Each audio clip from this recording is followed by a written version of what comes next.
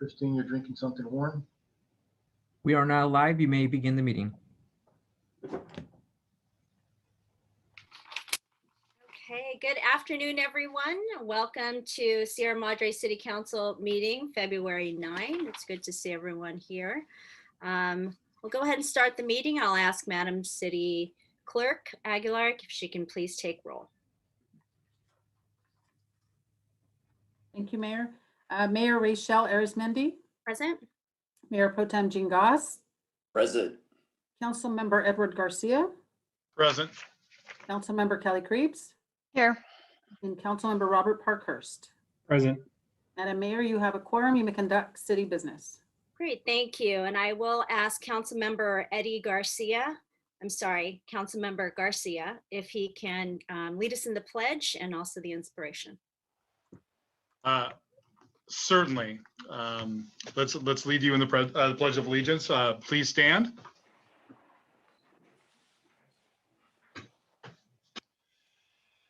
Hand over your heart. Ready, begin. I pledge allegiance.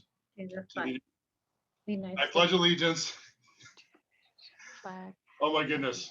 I pledge allegiance to the flag of the United States of America and to the republic for which it stands, one nation, under God, indivisible, with liberty and justice for all. My apologies regarding the Pledge of Allegiance. I had some of the Scout oath and other things going on in my head as I was preparing the kids for Scouts tonight. My apologies. I do take that pledge seriously. As far as inspiration, I just like to kind of talk about the Super Bowl a little bit. I was camping this weekend and I watched the Super Bowl with one of my sons from my phone, and it was amazing to see the athleticism and the country to get together to watch that event. To see, and I'm not a huge Tampa Bay fan, as I don't think a lot of people here in Southern California are, but to see Brady and Gronkowski coming back for Gronkowski out of retirement and seeing Tom Brady perform at that level was an amazing thing to see. I'm also encouraged that we're seeing more and more vaccine centers opening. Cal Poly Pomona and Cal State LA are now vaccine centers, and I'm really encouraged that life will get back to normal sooner rather than later. We want to make sure that the information is getting out to those in our community that are 65 and older, that there are different avenues through the state and or through the county to get an appointment for the vaccination. But I see a light at the end of the tunnel, and I am looking forward to it. Thank you. Councilmember. The next item on our agenda is the approval of the meeting agenda. And I would like to ask Mr. City Manager, I think we have a clarification on an agenda item, please. Yes, Mayor, we have two. The city clerk would like to go over one as well. And I'll let her start to the change we made to the posted agenda. Yes, thank you. We've made a minor adjustment to the meeting agenda to include an item that allows the city council to approve the reading of resolutions and ordinances by title only and waive further reading in full. It's a formality that is required for reading just title only for resolutions and ordinances. And Mayor, the other change is item 2 this evening, consideration of resolution 2110, approving the transfer and sale of water from the city's cyclic water reserves in the main San Gabriel Basin to the San Gabriel Valley Municipal Water District. We've had a minor change to that proposed contract. So we want to go over that tonight in the discussion, but we're not going to ask council to consider the proposed contract tonight. We'll bring it back on the 23rd. Okay, thank you for those two modifications to the agenda, and we'll look for the presentation on the discussion. With that, do we have an approval of the meeting agenda? I move to approve the modified agenda. Thank you, Councilman Parkhurst. So a second. I'll second. Thank you, Councilmember Krebs. And Madam City Clerk, if you can do a roll call vote, please. Yes, approval of the agenda as amended. Mayor Rachel Arizmendi. Aye. Mayor Pro Tem Jean Goss. Aye. Councilmember Edward Garcia. Aye. Councilmember Kelly Krebs. Aye. And Councilmember Robert Parkhurst. Aye. The motion to approve the agenda as amended passes unanimously. Great, thank you. The next item is the item that Madam City Clerk Aguilar had provided a summary for. And again, this is more of a formality to ensure that when we are not reading the resolution in its entirety, we can state that it's by title only and waive further reading. So with that, if there are any questions about it, we can entertain that at this time. Any discussion? Okay, so if I can get a motion to approve the reading of resolutions and ordinances, it's a vote by the City Council to read ordinances and resolutions by title only and waive the reading in full. So moved. Thank you, Mayor Pro Tem Goss. Do I have a second? Second. Second, Councilmember Garcia, thank you. And Madam City Clerk Aguilar, if you can do a roll call vote, please. Yes, ma'am. The motion to approve resolutions and ordinances for reading, waiving by title only and waiving the reading in full. Mayor Rachel Arizmendi. Aye. Mayor Pro Tem Jean Goss. Aye. Councilmember Edward Garcia. Aye. Councilmember Kelly Krebs. Aye. And Councilmember Robert Parkhurst. Aye. Madam Mayor, the motion carries. Thank you, and we have that now formally approved. The next item on the agenda is the approval of the meeting minutes from our January 26th meeting. Do you have any questions, edits, corrections? I have some corrections. Okay. Any Sure. In the discussion of the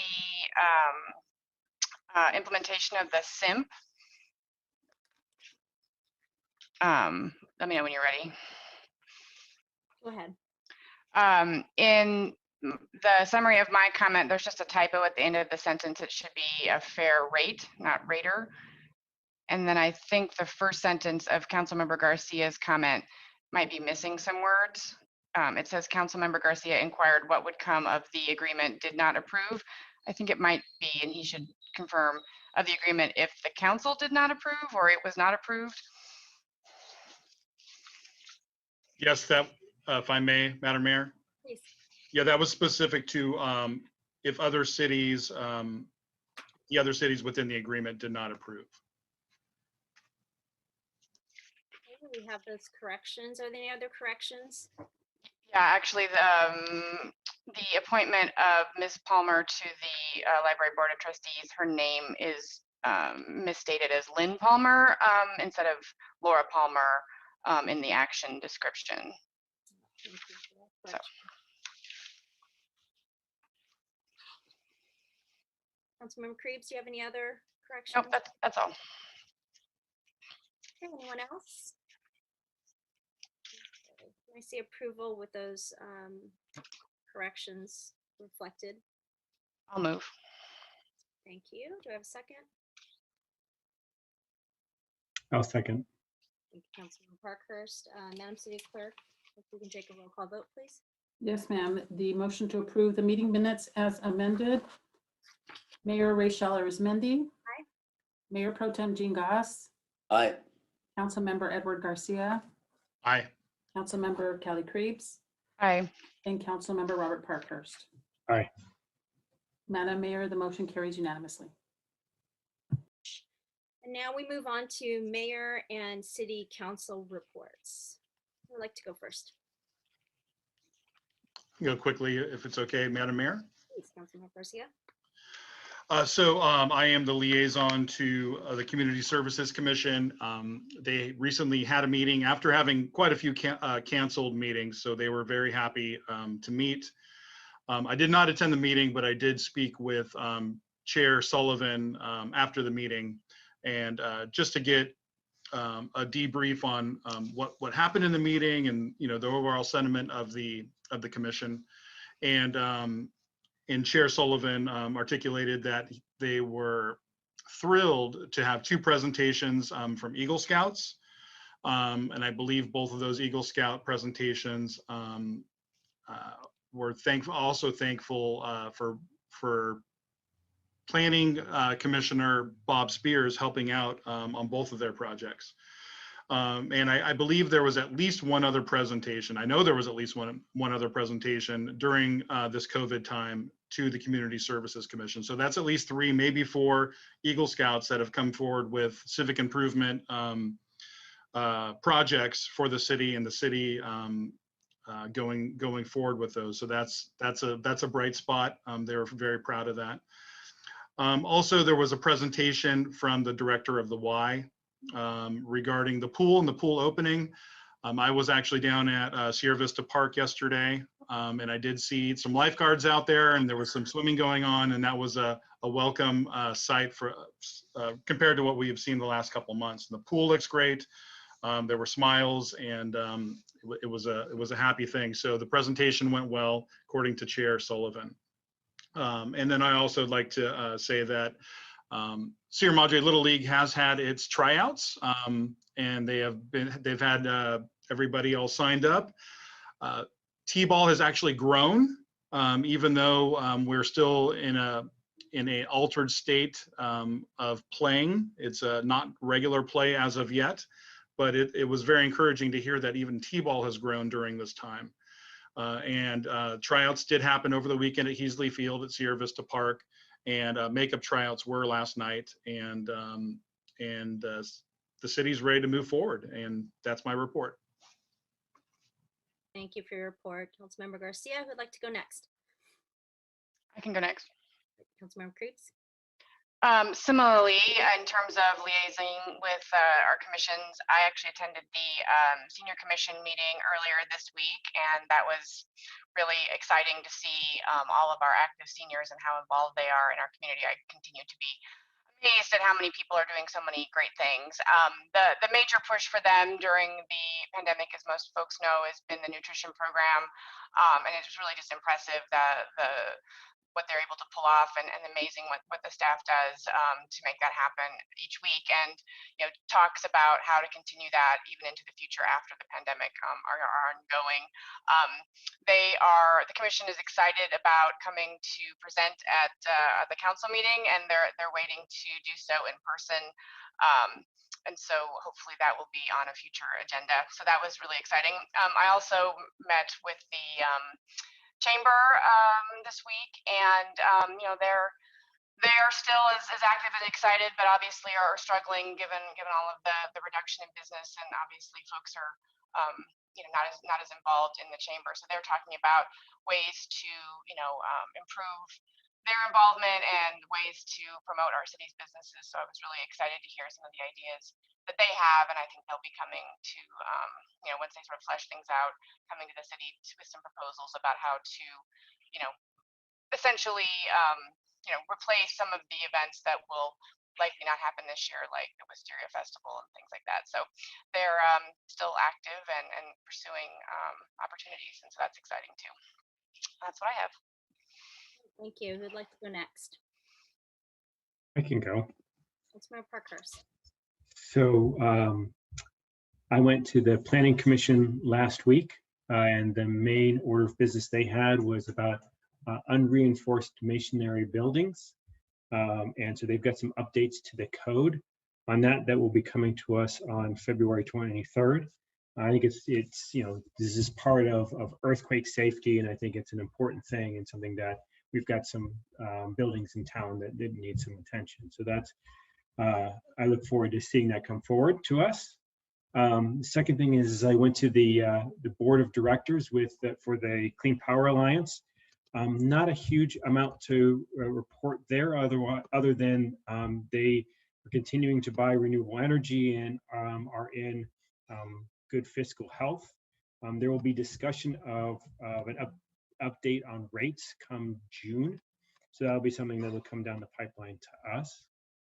And then the final thing is that the city, as of the county's database a few minutes ago, we've got 433 COVID cases. we're trending in the right direction. But I still really encourage folks, and we've seen public comment for people to wear masks, and even the CDC is recommending double masking right now. So it's going to be a common refrain from me from a safety perspective. And please, everybody, stay safe out there. Keep the physical distance of at least 6 feet and double mask. Thank you. Thank you, Council Member. Mayor Pro Tem, do you have a report? Yeah, just one item. On January 27th, I attended the Library Board of Trustees meeting. It was actually a very significant meeting in as much as one agenda item. They were evaluating a recommendation to send to us concerning the disposition of the library. And they were given several options. I think people who've been following this over the last year or two know what those options were. And they chose option number 2 rather than to recommend to us that we build a new library from scratch. And I'll just read it. This was the motion. They moved and voted unanimously that a renovation, reinvention, and expansion of the current library to be put on the ballot in 2022. The staff report in the consent agenda has all the details if people who are watching want to dig into that tonight. However, it's going to be coming back to us as it's ultimately our decision. And I think staff is putting a lot of time and effort and preparation for that meeting. I'm not sure how long it's going to be, but I suspect it'll be in the not too distant future. That's my report, Madam Mayor. Thank you, Mayor Pro Tem Goss. And before I give my short report, I do want to invite people that would like to call in for public comment for items not on the agenda to do so now, and or to prepare on Zoom to raise your hand. We know sometimes that can take a little time calling in, so I want to encourage you to call in now if you have a public comment item for something that is not on the agenda. And with that, my report again is short. If you have not been down to Kirsten Court yet, it's very exciting to see the demo there. I know it'll be a little difficult maybe with traffic, but again, this is years in the making, and I think our patience will pay off nicely as we get the refresh completed, hopefully soon. The next item I wanted to share is, just congratulations to the library. I had an opportunity to attend one of their events, so programming is still going on. It was the history of the Mount Wilson Trail Race, and I learned quite a bit about the history, and also great to see folks that we know that set records. Sharon Pevsner, we have Ralph that I think has completed 46, the most races in the history of Mount Wilson Trail Race, but really exciting information and great to see the history of the second oldest trail race in California. Next, birthday wish to the Civic Club. They'll be celebrating next week their 77th birthday, and they will be having a virtual celebration. So happy birthday, Civic Club, and thank you for all the work that you do in our community. And then I also wanted to mention, if folks don't know already, we are planning for an outdoor, in-person, safely distanced PPE City Council meeting on March 9th at the band shell. So we're looking forward, at least I am looking forward to be in person. But again, we'll make sure that it's done safely, but we encourage you to come and visit us down at the band shell. We'll make sure that, again, we're being as safe as possible for all of our residents and anyone in attendance, but we'll also have opportunity, I believe, for people to call in. And then the last item, I would like to invite Mr. City Manager England to share some really exciting news that we received last week from the Government Finance Officers Association, and want him to brag a little bit about our fiscal team. Thanks, Mayor. I'm actually going to let the finance director brag about this. It's her work and the work of her team that got us this distinction. Great. Director Gwenola Lee. Hi, yes, Mayor. Thank you. First of all, I would like to say that I'm proud of my team and the city for receiving such a recognition. Each year, GFOA recognizes state and local governments that go above and beyond the minimum requirements for both financial reporting and for budgeting. And it's great to see that Sierra Madre has been recognized for its transparency. This is the third year that the city receives the CAFRA award, and the first year we received the budget award. And I checked the latest list of award winners, and looks like Sierra Madre might be the first in our neighboring cities to get the budget award. So that's a good accomplishment. And certainly it takes a team to receive these awards, and I want to take a moment to thank the E-team as well as council for all your support. Huge congratulations, Finance Director. That's, you know, and especially if we're first in our neighboring cities to receive both of those awards, I think a lot to brag about. But thank you to your team, again, to E-team and all of our staff. It really does say a lot about the work that we do and the importance of our financing and budget here in the city of Sierra Madre. So congratulations. Okay. So with that, I think we can move into public comment. And again, these are for comments on any item that is not on the agenda. So if anyone has called in or if anyone has raised their hands, and I do know that Librarian Smart has something also to share that she will be reading or sharing about. So actually, I'm going to ask Mr. Milan if you can help us navigate through this. Of course, Mayor. Madam Mayor, at this time, we don't have anybody wishing to make public comment.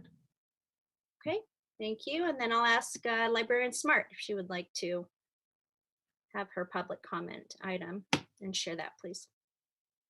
Sure. So thank you so much for having me today.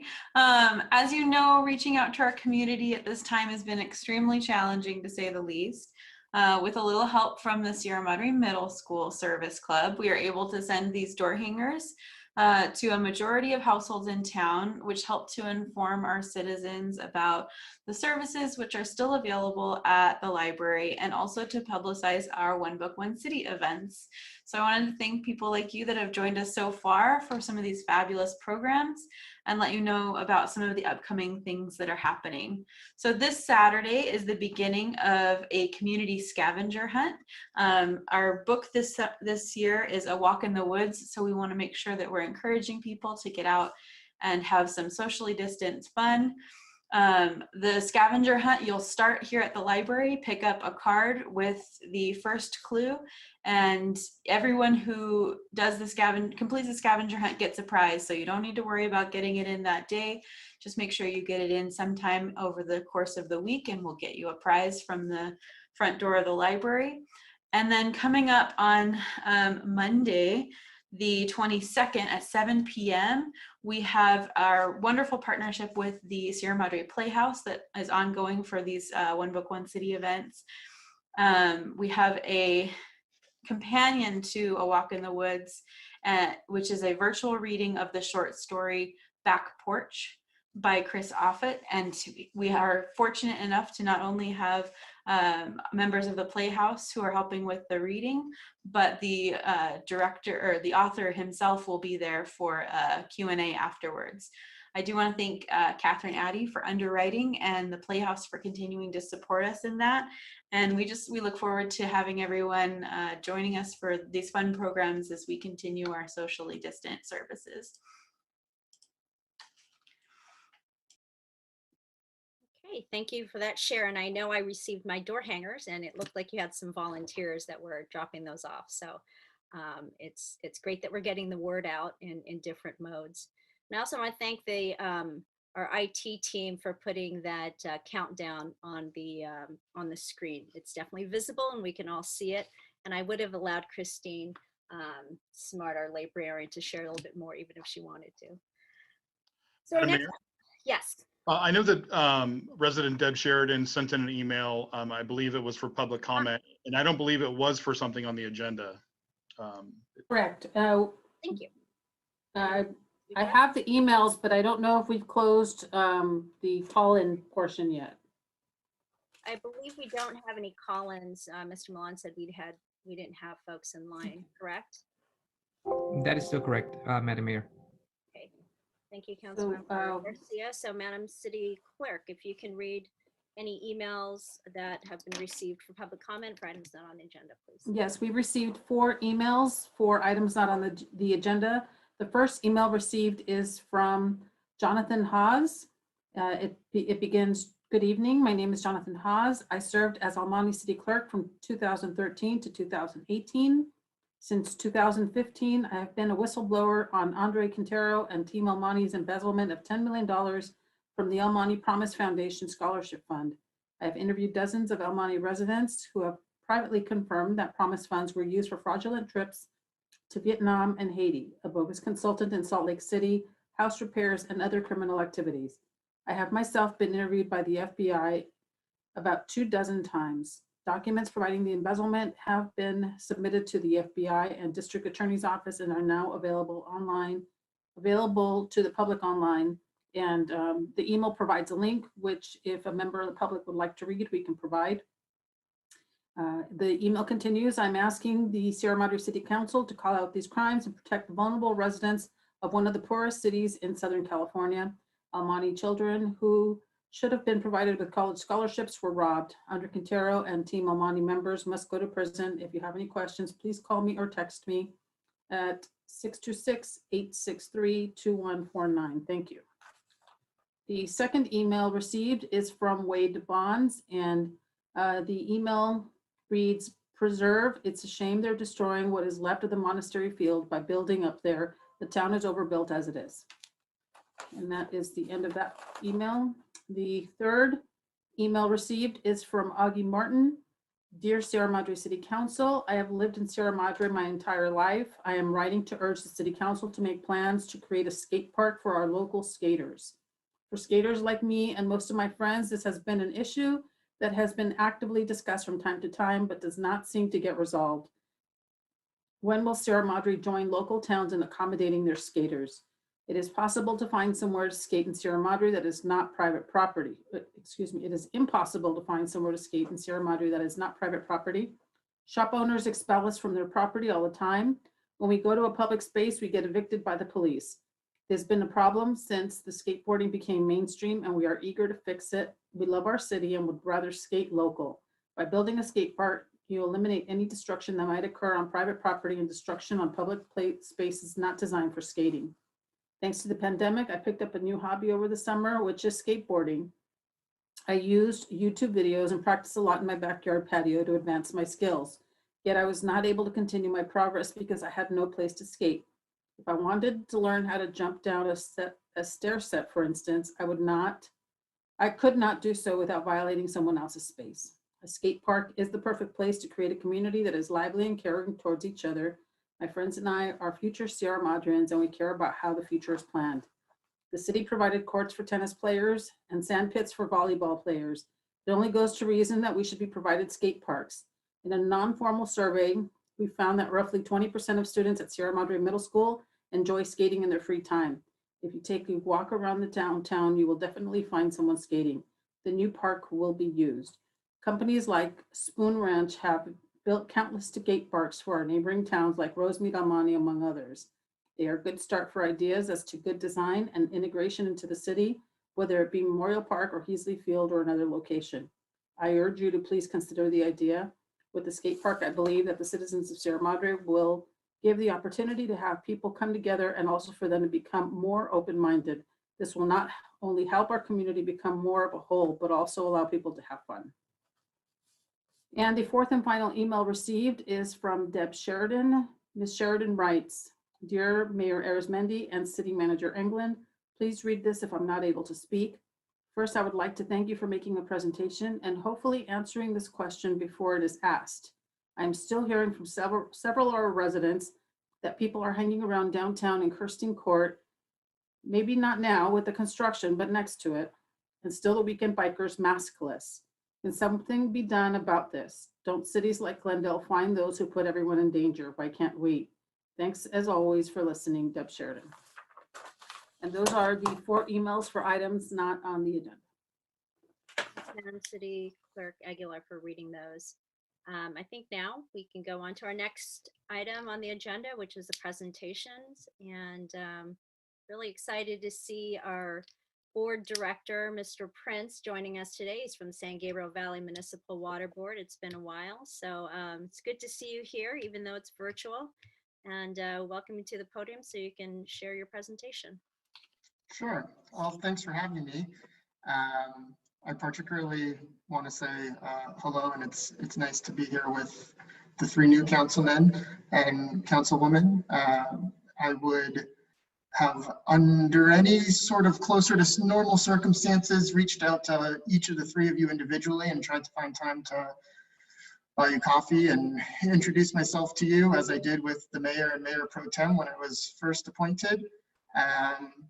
But in speaking with Gabe, we thought maybe, given the change in the council, it made more sense for after the holidays to find a time and we present to the whole council, update everybody on what we've been doing at the water district, particularly for Sierra Madre, and give a kind of an overview of what we're focused on this year with the water district.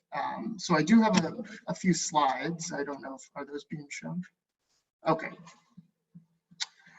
So as you know, Sierra Madre is one of 4 cities in the San Gabriel Valley Municipal Water District, along with Azusa, Monterey Park, and Alhambra. We just celebrated our 60th year, and it really was created 60 years ago by the voters of those 4 cities, pretty much as an alternative to not being a part of Met. The goal was for the cities to form up amongst themselves and not have to become a part of the Metropolitan Water District. The wisdom of that decision has become more and more clear, as I'll get to a little bit later, particularly for Sierra Madre, and a little bit of nuanced in how we get our supplemental water versus how, say, Arcadia or South Pass do when they made that other decision 60 years ago. So we can go to the next slide. What I always like to talk first and foremost about when introducing the district and what we do is, I think, and growing up in the San Gabriel Valley, I certainly had this misconception myself. You know, we drive up I-5 and you see the California Aqueduct, and you watch movies like Jack Nicholson, Chinatown, and the common kind of cultural ethos is that all of our water is imported, that Southern California relies on Northern California's water, and that's simply not true. And a lot of people don't appreciate just how important our local groundwater is. And so San Gabriel Valley as a whole, now this is a little bit different, particularly for Sierra Madre, but the region as a whole, over year-to-year average, 80% of our water comes right below our feet. So our local groundwater is by far and large the absolute most important resource in terms of securing a water supply for the city. Only 20% traditionally of that water is then imported. And that's where the district comes in. We are the city's source for imported water. We are a state water project contractor, and we are the city's ability to fill that gap between what the local groundwater can't provide and what the city's needs are. And as you'll see on the next slide, that gap is becoming more and more important because it's becoming larger. So this is a graph of what's called the key well for the San Gabriel Valley main basin. And this is from 1967 or 97 to current day.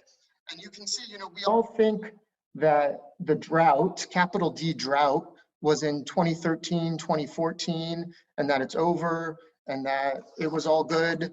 And now we're, you know, we've crossed that hurdle, when in actually 2018 was a substantially worse year for our local groundwater than the drought ever got.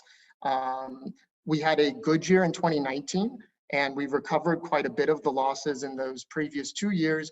But as you can see in 2020 and so far already just in the first several weeks of 2021, we've already lost half of the gains in the groundwater table that we gained over this past year. So we are headed very rapidly to a point that is almost twice as bad as we were when all we were talking about was the drought. And so this obviously poses a whole slew of challenges for both the water district, the city, and obviously the community. And those challenges we have found have been substantially compounded by the pandemic, like everything. It is hard to craft the public messaging, stay home, and while you're home, don't use any water. So it is tough situation that we find ourselves in. And as I'll get to later, it is more important now than it ever was that we continue to push conservation messages, but more importantly, to get really, really serious and make big strides between diversifying our water portfolio. Because the old way, as I said, that 80-20 is simply not going to, it's not going to be realistic anymore. It's not going to work. We need to find alternate sources of water so that we are not dependent on one or two sources for our entire city's need. And that's really where the district finds itself. And that's what we hope to do for our 4-member cities. And in the next slide, I share our mission, our newly revised mission statement after a strategic planning retreat. But we provide reliable supplemental water in a cost-effective and environmentally responsible manner. And reliable is, to me, the key word there, because as I just said, the old sources and the old portfolio is just simply not going to be enough anymore. And we need to begin to seriously invest and reconsider alternative sources of water and alternative ways of providing our water supply. And if you go next slide here, as I said, we can help in that mission by being one of 29 state water contractors. So the State Water Project is what I was referring to, is that aqueduct as you drive up I-5. There are 29 contractors to that project. We are one of 29, and I don't know if we're the smallest, but we're probably pretty close. 50% of that water goes to Met. Once then you throw in San Diego County Water Authority and Kern County Water Authority, they probably take up another 20–25% amongst just those two. And then the 26 other of us non-factors fight over the rest of it. So it's a lot of water, but most of it we have no claim to or no right to. And so we purchase that water through the State Water Project and then in turn sell it to our member agencies or our 4-member cities. And if you can see on the next slide, our allocation, it's called your Table A allocation, as a district, we are allowed 28,800 acre-feet of that water. Now, that does not mean we have the ability to purchase all 28,000 acre-feet every year. Every year, based on hydrological conditions in Northern California, the Department of Water Resources will set a allocation, and it's a percentage of your Table A that is available for you to purchase. And so this bar graph shows how that allocation has changed from year to year. Historically, in the life of the project, the average is 60%, 62% maybe, 60 to 62%. As you can see, super wet years, for example, 2017, tons of rain in Northern California, deep snowpack in the Sierras, we got 85% of our allocation. At the height of the drought in 2014, the worst allocation on record, we got 5%. This year, in 2021, we are now currently at 10%. So it's almost as bad as it's ever been. That represents 2,800 acre-feet that we are allowed to purchase. That's hardly even enough. I mean, that is a fraction of our total need. As a district in general, for our 4-member cities, we typically need 14,000, give or take, acre-feet a year. So as you can see, this year is going to be a very tough year for water. And as I said, we understand and we are wholly sympathetic that it's not a message anyone wants to hear or wants to grapple with right now, given everything else that is so dire and so difficult to be dealing with. But it is going to be probably not the biggest challenge, but maybe the second biggest challenge for all of us this year. And it's probably not receiving the kind of attention that it would in other years, which is why our board has really decided to make a concerted effort in spaces like this to try to broadcast just how important it is that we start to think about the current situation of our water supply. So we can turn the next page. This is just what, hopefully when the pandemic is over, we can come and take you guys all out on a tour. I don't know if the mayor and mayor pro tem have been on one. We do them every few years, particularly once there's shifts in the councils. We take the legislative staff out there for our elected representatives. And anytime you guys want a tour, even if it's just with you, I'm happy to set it up with our management. We have our own pipeline that runs 40 miles. We have a hydroelectric generator, and we have multiple spreading grounds. And that's all to deliver the water from the State Water Project to our 4 member cities, which you can see next slide. And I just wanted to highlight also, this goes back to what I was saying before, that the wisdom of 60 years ago of not becoming a part of MET. Our water rate to the city since 2018 has been $200 an acre foot. I believe this year, for example, Arcadia, through the upper district, that's a MET member agency, will probably be paying somewhere around $1,000 an acre foot for the very same water.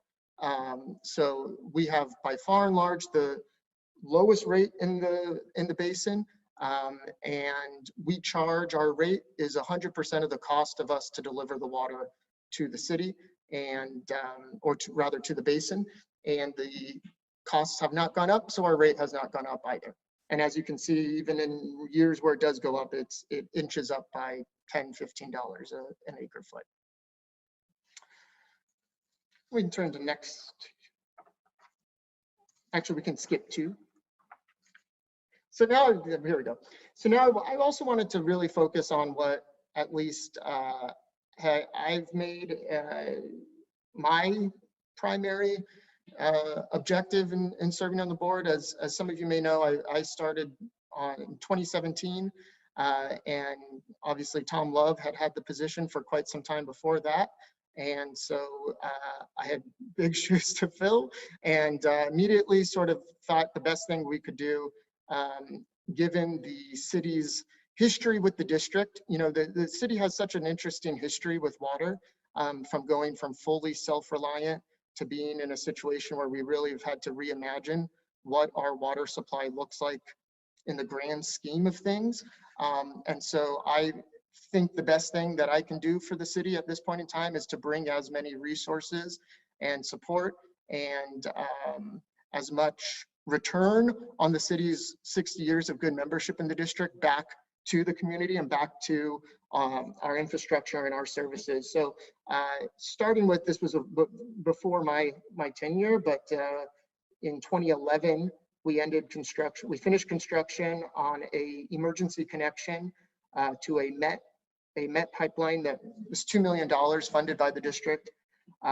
This was intended to be an emergency connection. It ended up, it was an emergency, but it fulfilled far more of a role than just a contingency that ended up being critical for the district, for the city to be able to continue to reach its supply given changes in the Raymond Basin district. We can skip to the next. That was all really precursor though to, as the mayor and mayor pro tem, as they were on the council last year, know, everyone, and as I met with them, I met with anyone who would meet with me in 2017. I met with, people who forgot my name by the time they met with me. And everyone who was willing to talk to me said the most important thing, the best thing that could happen for Sierra Madre would be a joint well with Arcadia, but it will never happen. They've been trying to do it for years. It's not going to happen, but it would be the best thing to happen. And so that didn't make sense to me at all. If it was the one thing everyone agreed upon was the thing that we should be focusing on, I said, well, let's focus on that. And it was a great team accomplishment that we were able to have the district fully fund the city's portion of that joint well, which is now in pre-construction, I think, or maybe hard construction has started by now, but should be online within the next year to two. And the reason why that's so pivotal, and you can see that it really does complete the vision of the city even being a part of the district, is because it is the first time in the city's history that they will be able to directly access main basin water. And that's super water wonky, but it is huge for the city.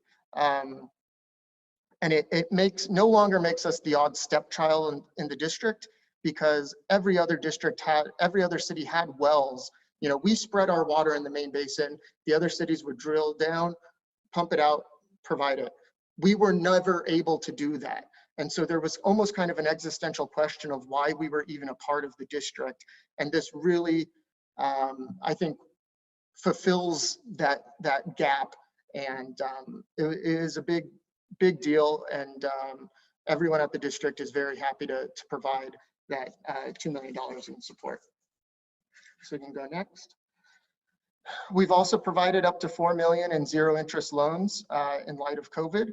I believe this is going to help the city accelerate a lot of the infrastructure work going on the distribution system. We've also offered $50,000 that's just a grant, no loan, no repayment. And Jose and Chris have done, blew the other cities away in terms of identifying and utilizing those funds. And I think all of those projects will also have a meaningful impact on the city's water supply as well. Next slide. And tonight, you know, I understand you guys won't vote on it, and I'll stick around for the discussion to provide as much help as I can in answering any questions.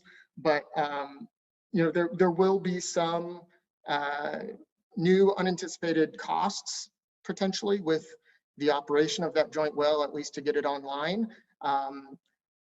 I think that this is a total win-win. That's a rare situation in a lot of local government where everyone's needs are met. As I mentioned, we are woefully short for this year on our allocation and how much water we're going to be needing versus how much we're going to be able to purchase. The city happens to have a good amount of the water that we need to fill that gap for last year. Actually, we're not even looking at this year. And paying it at the rate that we would have to probably pay some rich farmer in the Central Valley for their water. I think that I would much rather cut that check to the city, and that will bring in a cash infusion of about $2.4 million for water that the city purchased for $700 less an acre foot some 16 years ago. But I know I won't steal the thunder of that agenda item. Next slide. Also in 2017, right about the time I came on board, there was a $300,000 grant for all those smart meters that you see on your water meter outside, that little black cap. The city, I have to commend Jose and Chris too. The city has also blown the other cities away in the way in which we have implemented that and communicated it to residents that it's available. I don't think any other of our cities are making use of it in the way we have. I put on the final portion of that slide, something I would really like to work on and see how we can further support getting more residents to use it. Because it is an amazing tool, but it doesn't make a noise if it falls and no one's around. So we got to get as many people as possible to create those accounts and log on and understand what that data means. Next slide. Those are just some projects we've done around town that we've funded for folks at the elementary school, Sierra Vista Park, the trailhead, also City Hall. We've invested probably over $200,000 in landscaping and improvements, and those are the easiest projects. So if anybody identifies something in town that could be used as a project for water efficiency or landscape remodel or anything, always please reach out to me. The next one. We also, this is harder this year, which is unfortunate because I love going to the elementary school events and the tabling at the concerts in the park, but we're always there for any events that the city needs support for or the city needs sponsors for. You know, we sponsor the trail, the race every year, and the Little League, whatever there is, however the city can be supportive, as long as we can hang a banner, we'll be there. And we'll be there with free water bottles. And so looking towards this next year, we've taken the year to, beyond just the pandemic relief that I mentioned earlier, the interest-free loans and grants, we've spent the year, as we're not out there in the community right now, retooling all of our literature. I think that's been provided to City Hall. If not, it's coming.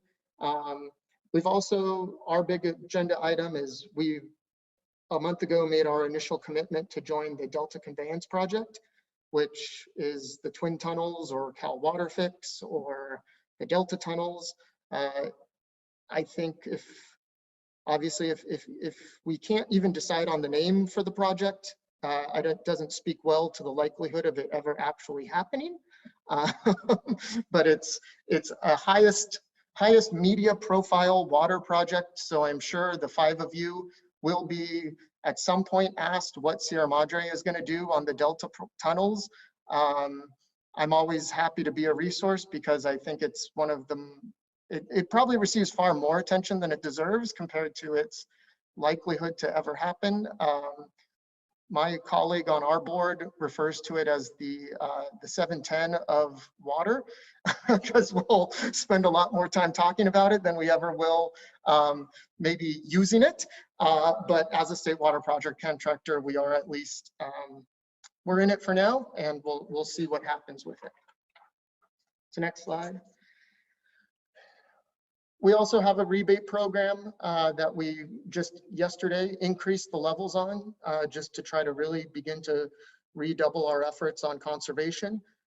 So again, any insight on how we can, the utilization of the rebates is awful.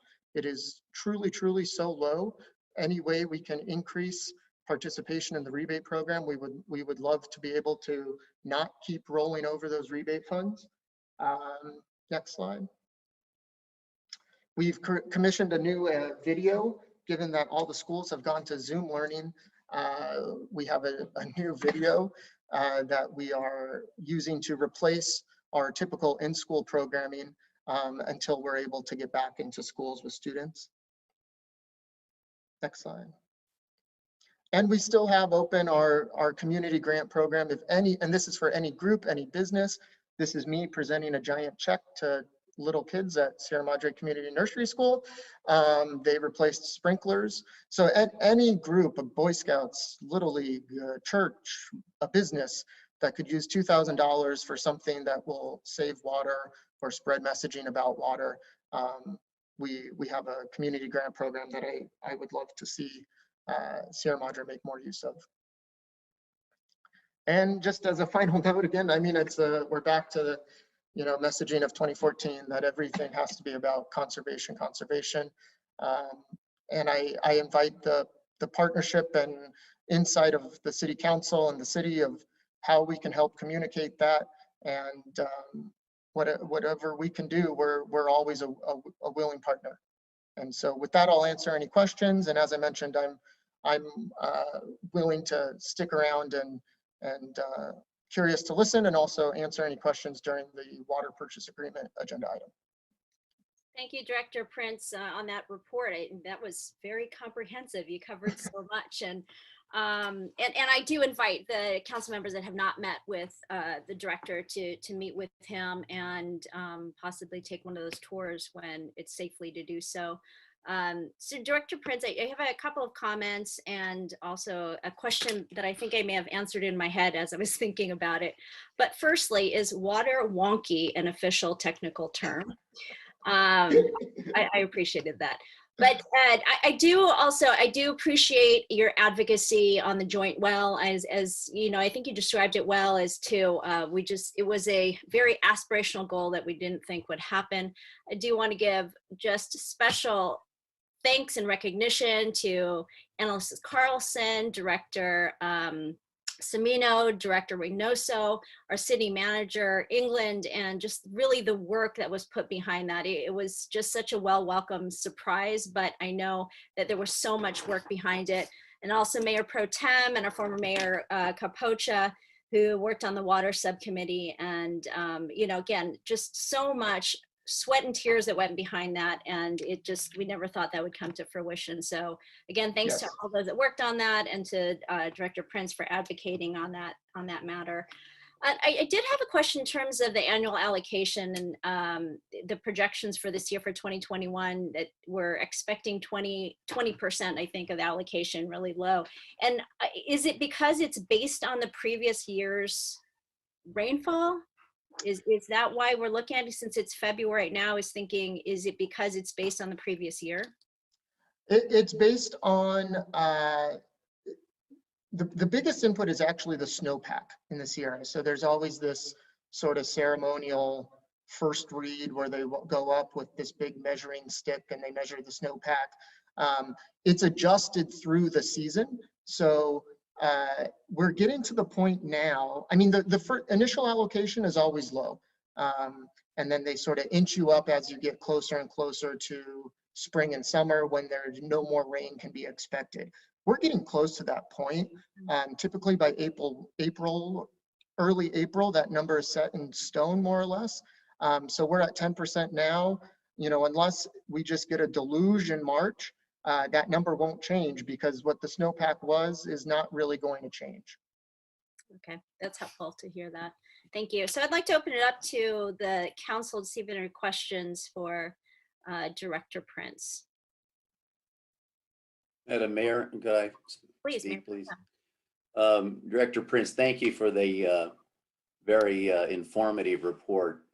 We definitely appreciate all the work you've done since you've been on the board. You've really been an asset for us here in Sierra Madre. I really don't have a question for you. I'm pretty much up to speed on most of these things. I would like to say this, though, that tour that you mentioned, where you go from the power plant all the way down to the terminus of the pipeline, I took that. Boy, was that something. The members of the council who haven't done it strongly urge you to do that when we repeal the COVID restrictions, because it's really an eye opener. The district really has a big job just getting us that water, and there's just all kinds of really neat and cool engineering aspects to it that lay people just wouldn't even dream of unless they're actually looking at it. So strongly suggest that you guys do that if you get a chance. Thanks, Mayor Pro Tem Goss. Any other questions or comments for Director Prince? Mayor, Yes, Councilmember Creeds. I was literally going to say I was going to be the first to sign up for the tour once we were so, and then Mayor Pro Tem, you know, just hyped it even further. So put me on your list. Will do. Okay. Madam Mayor. Councilmember Parkhurst.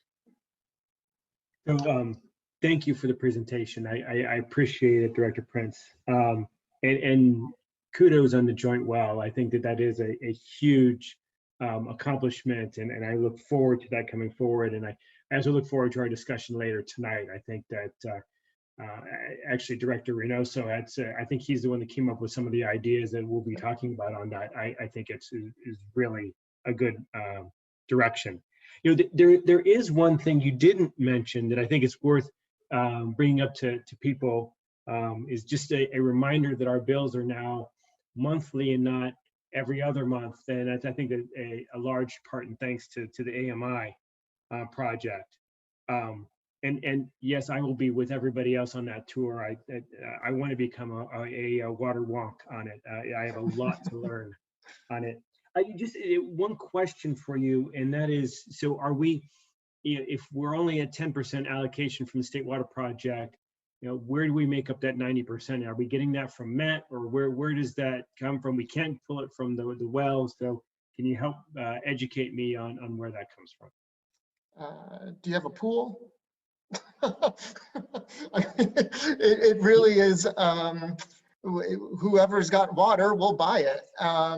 You know, we have engaged, well, first of all, I will say we also took action yesterday at our board to formally join what's called the Dry Year Project, where state water project contractors, all 29 of us, you know, whoever wants to sort of join this group in dry years, you can sort of bolster your bargaining position by all sort of together going out there and trying to find water. We do have engaged our own consultant who specializes in water purchases, and we actually have him engaged in wet years and dry years, because what ideally the way that we fill that gap is that in wet years we had purchased, you know, water cheaper than the market rate because it's all out there and people can't store it and they're selling it for super cheap.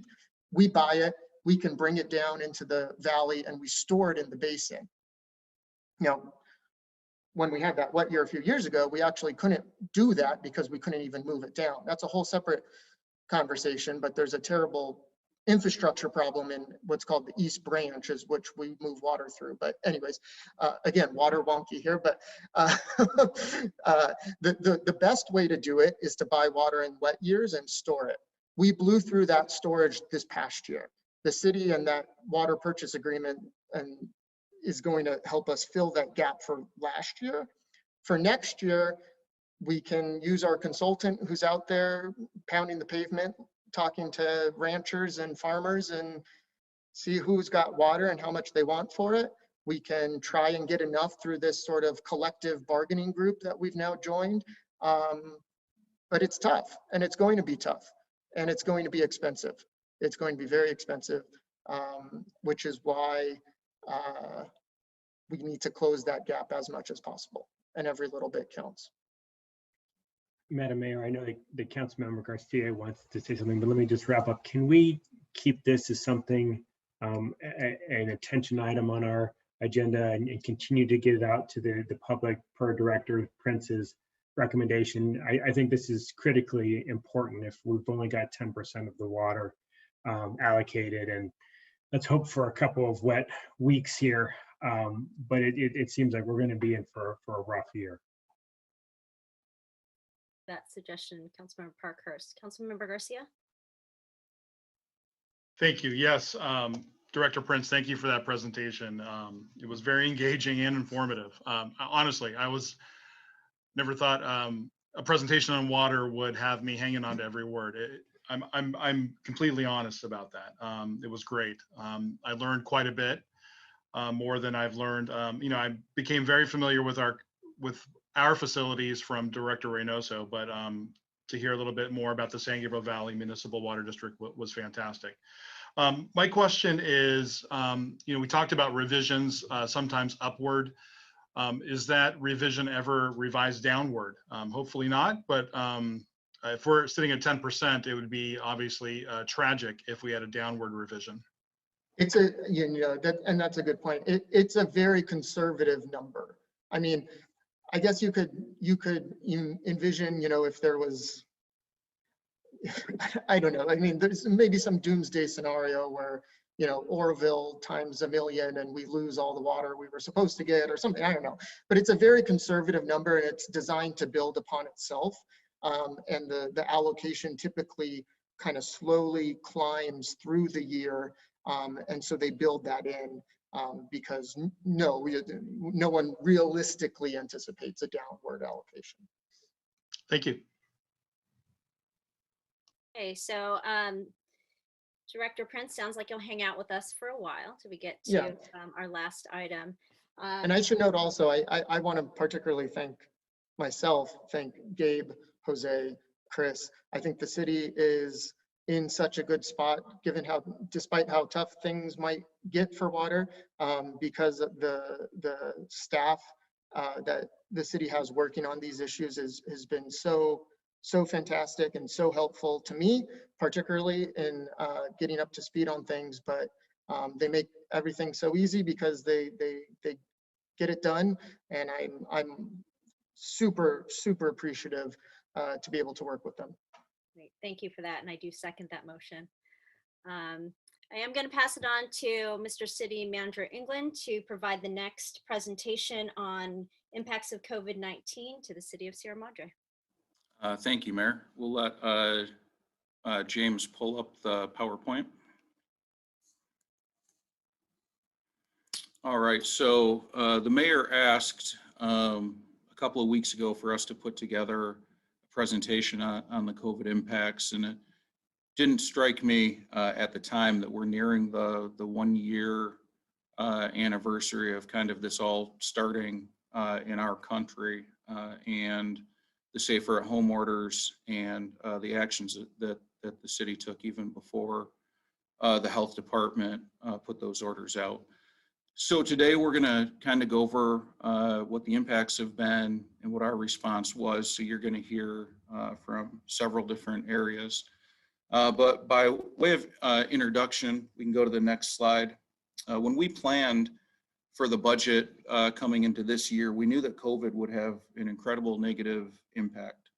We weren't sure how much of it would be on the revenue or the expenditure side. So we brought a 3-year plan to council that was financially conservative and allowed us to be flexible, nimble, and responsive as facts changed on the ground. Today, we know that our expenditures tied to COVID are about $1 million. And we also know that we're going to realize revenue declines in several key areas. Some good news we've been able to project out is because our budget was very conservative on the revenue side, we are going to exceed budgeted amounts in property tax and sales tax, likely for the end of this fiscal year. Other than the CARES Act, which was the first federal COVID relief package, we're not anticipating any additional reimbursement for our expenditures. The CARES Act is about $130,000. It's possible that we'll get more reimbursement. We're just not planning for it. So operational impacts have happened in every department. I'm going to let the police and fire chief discuss the public safety impacts and let them outline the changes they've had to make to continue operations. I think the kind of big takeaway is we're a changed government now. We've all watched as the library has been so creative in continuing to execute its mission. But we have other departments like community services that have completely changed their mission. They've pivoted from the community events they put on, and their model now is moved towards pandemic relief, assistance for seniors, meals programs. They even helped with repopulation efforts after the Bobcat fire evacuation. So we're completely different than we were prior to the pandemic. So I want to remind the community watching that our pandemic response too, it's happened in the background. Sometimes while our organization managed concurrent crises. We had the Bobcat fire. We had to support our local agencies during the demonstrations and protests and civil unrest over the summer. But the first thing we did when the pandemic started to unfold was we tried to determine how we could help the residents in the community first. And Sophia is going to talk a little bit about Sierra Madre Cares, which was the steps we took to try and keep our downtown viable. The biggest toll when we talk about all of this has come on employee health and safety. So I don't want to go into the specific numbers, but we've had a pretty large percentage of our employees who have contracted COVID and recovered. Sadly, we've lost members of our extended employee family and fathers, grandparents, and husbands. So sickness and death are taking place in this pandemic, and we're in an environment where we're striving to provide continuity of government services. We try to continue the everyday jobs, maintain normal processes with changed operations. And we've been doing that for a year, and I think now is a good time to kind of look back on how that's impacted our organization. So with that, I'll turn it over to Management Analyst Kovnatsky. Thank you. So the Sierra Madre Cares program is comprised of a number of initiatives to support the community as we navigate through the changing health officer orders. With the move to solely outdoor dining, we've expanded sidewalk dining permitting and relaxed regulations for outdoor dining patios at no cost. so long as restaurants had the appropriate insurance coverage. In addition to restaurant support, we've allowed businesses to resume their operations through outdoor facility use permits at parks and public spaces, also at no cost. And the CARES program has also supported COVID prevention, education with informational posters across town, social media posts and videos, and outreach through our police department and community services as well. In terms of business support, we've also offered 3 rounds of small business grants. Those were funded both by the city and in partnership with the LA County Community Development Block Grant funding. The intent of the grant funding was to provide an additional line of support for our businesses that have been struggling under the health officer orders. We've totaled about $200,000 in direct financial assistance to 47 brick and mortar businesses in town. And in addition to direct financial assistance, the city has also supported our local restaurants by building outdoor dining patios and parking stalls in instances where we were able to, purchasing protective barriers for outdoor diners, placing more tables in public spaces so people could eat outside and gather safely.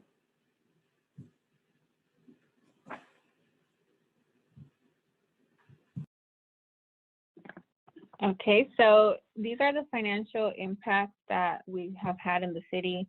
As mentioned by Gabe, the year to date from the beginning of the pandemic to now, it has been about $1 million in impact in expenditures across all funds. And here it's made up of payroll costs. Here we can see in each fiscal year how much payroll costs, regular and OT included, we have seen by department.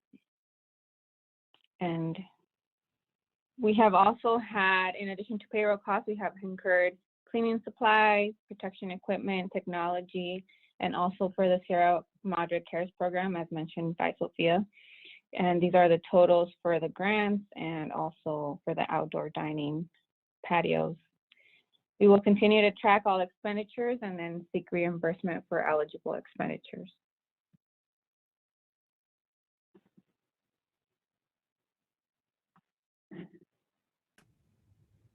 Good evening, Mayor, City Council. And first of all, thank you. Thanks, Gabe, for that introduction as well. And first and foremost, to all the support that we have received from our commissions and the community at large as well, and from our fellow departments as well. To start off, as far as community services is concerned, we did look at the immediate populations that were the most vulnerable. And naturally, that was our senior population. So to date, from March 2020 to the end of January, we had reached a total of 10,340 meals served to our senior community. And that's also a big part of that due to the funding support that we were able to receive from our Senior Community Commission for helping us to fund those meals that have been provided by our amazing partners at Madre de la Rosa. In addition to that, we also did submit for CDBG funding that's anticipated for this fiscal year, if not the beginning of July. And that'll be about 24,000 K or so dedicated to senior meals. We also had a hotline assistance program, and that was basically a hotline that went directly to our Hart Park house. And it either involved referrals for resources such as home assistance, home visits, any type of transportation, any type of support for doctor's visits or grocery shopping. So it just ranged from various services that could be provided. In addition, we also had donations that have been received weekly from our own senior participants. The senior newsletter continued as well. We had already started doing that electronically, but we also moved into doing that more efficiently or more often throughout the month to keep everybody updated with the senior communications plan as well. And the old school traditional mailings continued as well for those families that did not have any access to any electronic devices. And then, of course, we received the information from the food banks so that people can access that website, or they could call our team and we could happily guide them through to log into that link. And by typing in their zip code, they can get access to the most local information.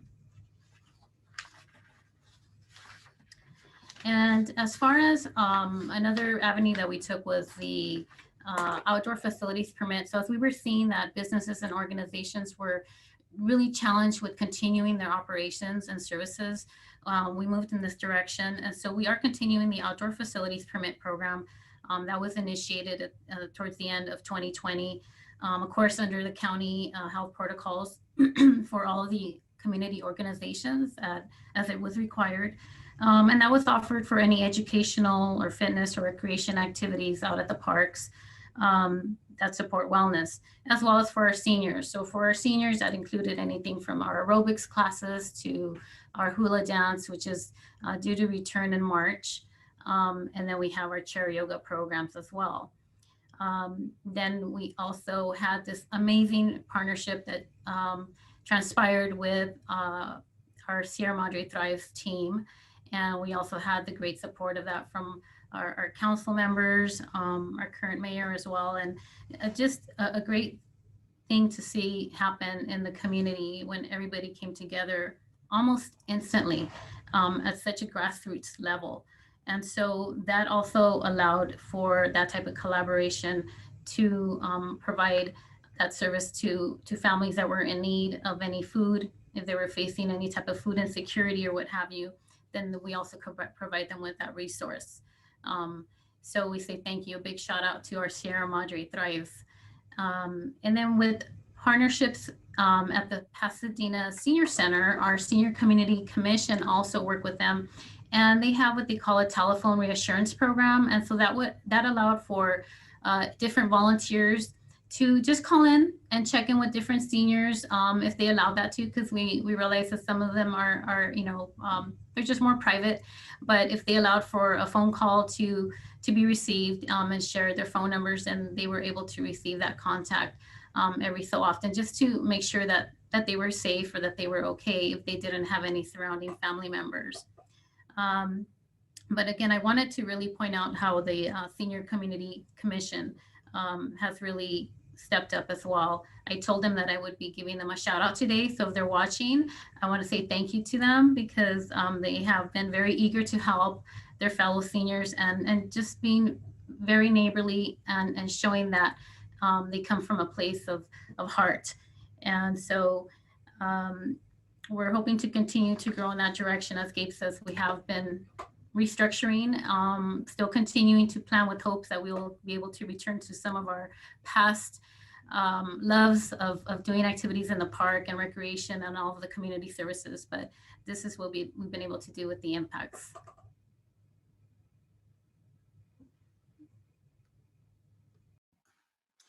Good evening, Mayor and council members. It's wonderful to be with you this evening. Just wanted to take a little bit of time to tell you first about some of the challenges that we're facing as a department and our individual officers. One of the biggest and most concerning is a real reduction in community engagement or contact. And this department was built on community relations. So this is pretty tough. It hinders information sharing, and actually it's never been more important for law enforcement right now. As everyone knows, events across the nation has really strained the relationship between police and community. So while we have great relationships in our community, we want to be a part of the overall solve of that. So our wonderful town sees weekend population increases.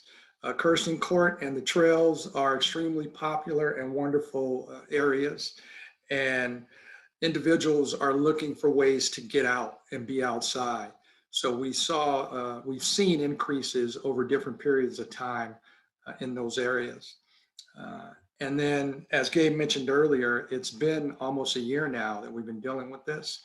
And members of the public, the community are tired and a little strained. So our officers are contacting individuals who have sometimes a little bit less patience, but they've done an incredible job at dealing with these issues and taking their time in talking to folks. And then there's, of course, the associated factors of staffing and overtime. We're a small department. When an officer becomes exposed, it does limit our resources and create an issue for us, even in moments where we have to hire overtime because we are on 12-hour shifts. And that does create a strain and tire officers out. The individual officers, they probably have what I believe is the highest daily contact with unknown persons. That's a stressor for them and a concern, like COVID is for everyone else. That they're unsure at times that whether or not the individual could possibly be exposed. Before all this started, it was really about officer safety concerns, that physical threat. Now there's this unknown and unseen concern. So that adds some stress to our officers. They often learn of the exposures after the incident or post-incident. Arrestees or individuals we contact aren't quick to tell us that they have COVID or that they may have been exposed. Many times officers have heard this, or this has been relayed to them after the person is in the backseat of the car on their way to jail and had a considerable amount of time in close proximity to that officer. And I just want to remind everyone that it is our job to contact those non-mask wearers. And we do that wholeheartedly and do not shy away from that. But it's a concern for our officers wondering whether or not they are encountering someone that has COVID. And then obviously, as the same for everyone, just bringing the virus home to your family. Next slide, please. So wanted to give you some ideas on how our officers have gotten exposed over this time period. Responding to calls for service, that's always a concern, and officers have had to enter locations and later learned that there was actually a COVID positive person inside. Arrestee claims COVID positive, and as I mentioned earlier, that's usually, believe it or not, post-incident. We have seen individuals using this as a ploy to either try to get out of their arrest or get out of a citation. And then a really big concern are uses of force. A lot of incidents happen so quickly that the officers haven't had time to ask individuals whether or not they've come in contact with COVID or could be COVID positive. One happened recently where officers saw an individual trying to light just a small pile of trash on fire on the sidewalk. And they went up to stop him, and immediately he turned and became violent. And they ended up rolling around on the ground with him, getting him safely handcuffed, and then later learning that he was possibly COVID positive. And then, of course, family members. Unfortunately, we've had some officers who have contracted it from family members. Next slide, please. So these are some of the efforts that we're doing in order to ensure we're continuing to do our job effectively, but also safely. We've had to reduce our roll call or our briefing periods to ensure that we don't have concerns of cross exposure and our officers aren't spending too much time together in the briefing room. This unfortunately limits info sharing, and it also limits our in-house training opportunities, which is very important because we have a young staff, and those opportunities are really important for them. We're finding other ways to get this done, though. And then we have the COVID calls for service. And so our approach has been to only enter or try to only enter on emergent or serious calls, and by that I mean enter the residence or enter the facility. That we have had calls where we had no choice but to go in immediately, and usually, the officer may not have time to don his full PPE and may just be going in with a mask and gloves on. We do have full PPE gear in all of our patrol cars, so the officers, when time permits, can don that gear and they know they're going into a possible COVID environment. But on the medical calls, we're trying to wait for the fire department and ensure we work with them in seeing that everybody's safe upon entering. And our outstanding fire department has been really great at including us in their fire decontamination process or procedures, helping our officers take off that PPE gear and ensuring that a decontamination process takes place when they've gone into a known COVID environment. And so we've limited our station visitors to only essential folks inside. A lot of our officers, including our detective, are handling interviews and things like that outside the station. A little bit unusual, but we're making it work. And our increased site outs. So jails in the area, and we do most of our bookings at Pasadena Jail, have reduced the number of booking charges. They've reduced the charges that someone can be booked for. So keeping in line with that, we've began to cite out more individuals for non-violent crimes. This works in our favor, but also does at times show some recidivism, as we'll recontact individuals who may have spent a few days in jail. We'll end up recontacting them out on the streets. And then lastly, I wanted to tell you that we've taken an educational approach to enforcing the ordinance. And this is in line with our surrounding cities and other agencies. But we found that it is, the verbal warning has been really effective. We gain cooperation. We're not seeing an abundance of violators, but when we do, we are contacting individuals and speaking to them. And I'm glad to say my officers have gained cooperation just about every time. We've increased our foot patrols in the downtown area. And I think this is really one of the most effective ways to deal with it. Our presence, our mere presence down there, I think gains compliance. And the officers have handed out flyers that advise individuals of all the ordinance policies that they should be following. And we've also met with the bike clubs.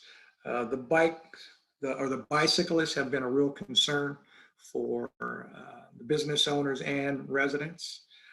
These individuals love coming to Sierra Madre. They love being able to end their rides in our city. We've met with 3 different clubs, and they've been very cooperative with us, as well as when we contact them in the downtown area. I will say that's an ongoing process, because it's not just these club members that go to the downtown area. You'll get different bicyclists that ride these routes and end up in our area, but overall, we feel like we're getting good cooperation. And once again, it's our presence, I think, that really helps. So we're working towards having additional officers out there on Saturdays, which appears to be the biggest day that all these folks show up. Thank you.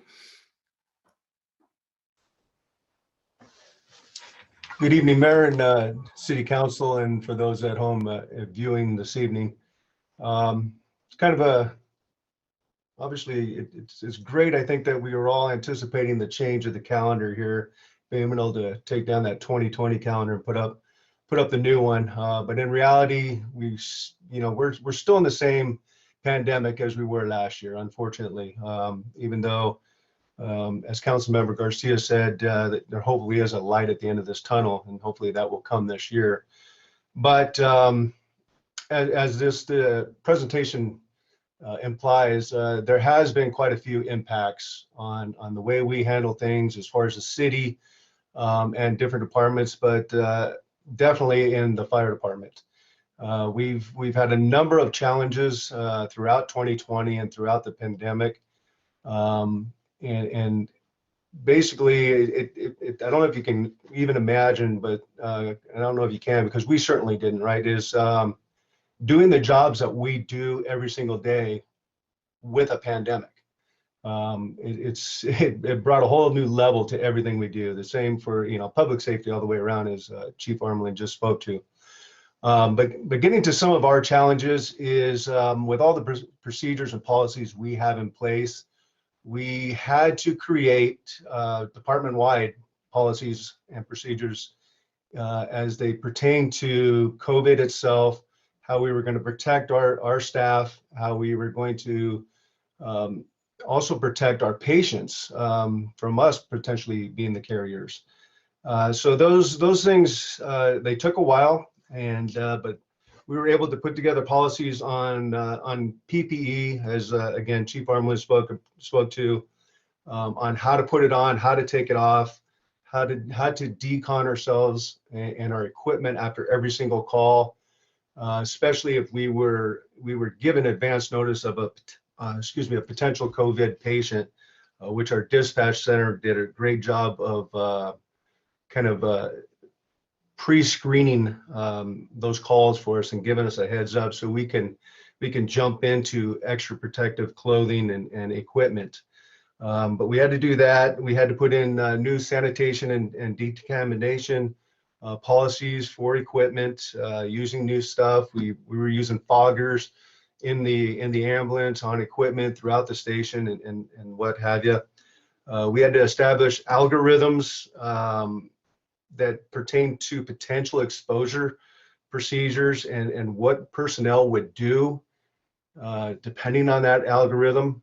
And then one of the things that we do and we consistently are doing is we created a check-in station, just like you've heard about, right? We ask the typical questions: have you been in contact with anybody? Have you traveled, and what have you? We do daily temperature checks in the morning and the afternoon. All those are logged in. We also do that for any personnel that happen to come in that are essential, that have to do maintenance on the facilities. We have that in place as well. The other things that were a big challenge for us, as you can imagine, if you've been trying to follow this story through public health, it was ever changing, especially in the beginning, to where we would get policy changes from public health daily, and sometimes it felt like multiple times in a day. So we had to change the way that we provided our service according to what they put out for us. And that would come across as where we would transport patients. They would not necessarily go to the same hospital that we would typically take them to. It might be extended transports. There was also, most recently, as you've seen with the recent surge, overcrowding of our emergency rooms to where we would have to route to another facility that, like I said, was not typical for us. We also had to deal with different ways in which we treated patients as far as protocols. Protocols were updated according to COVID, almost in a triage type of scenario, on what procedures we can provide for patients. There was even treat and refer protocols put in place to where we wouldn't take some patients to the hospital unless it was extreme circumstances. So a lot of challenges on policies and procedures, both internally and from public health. Shift changes.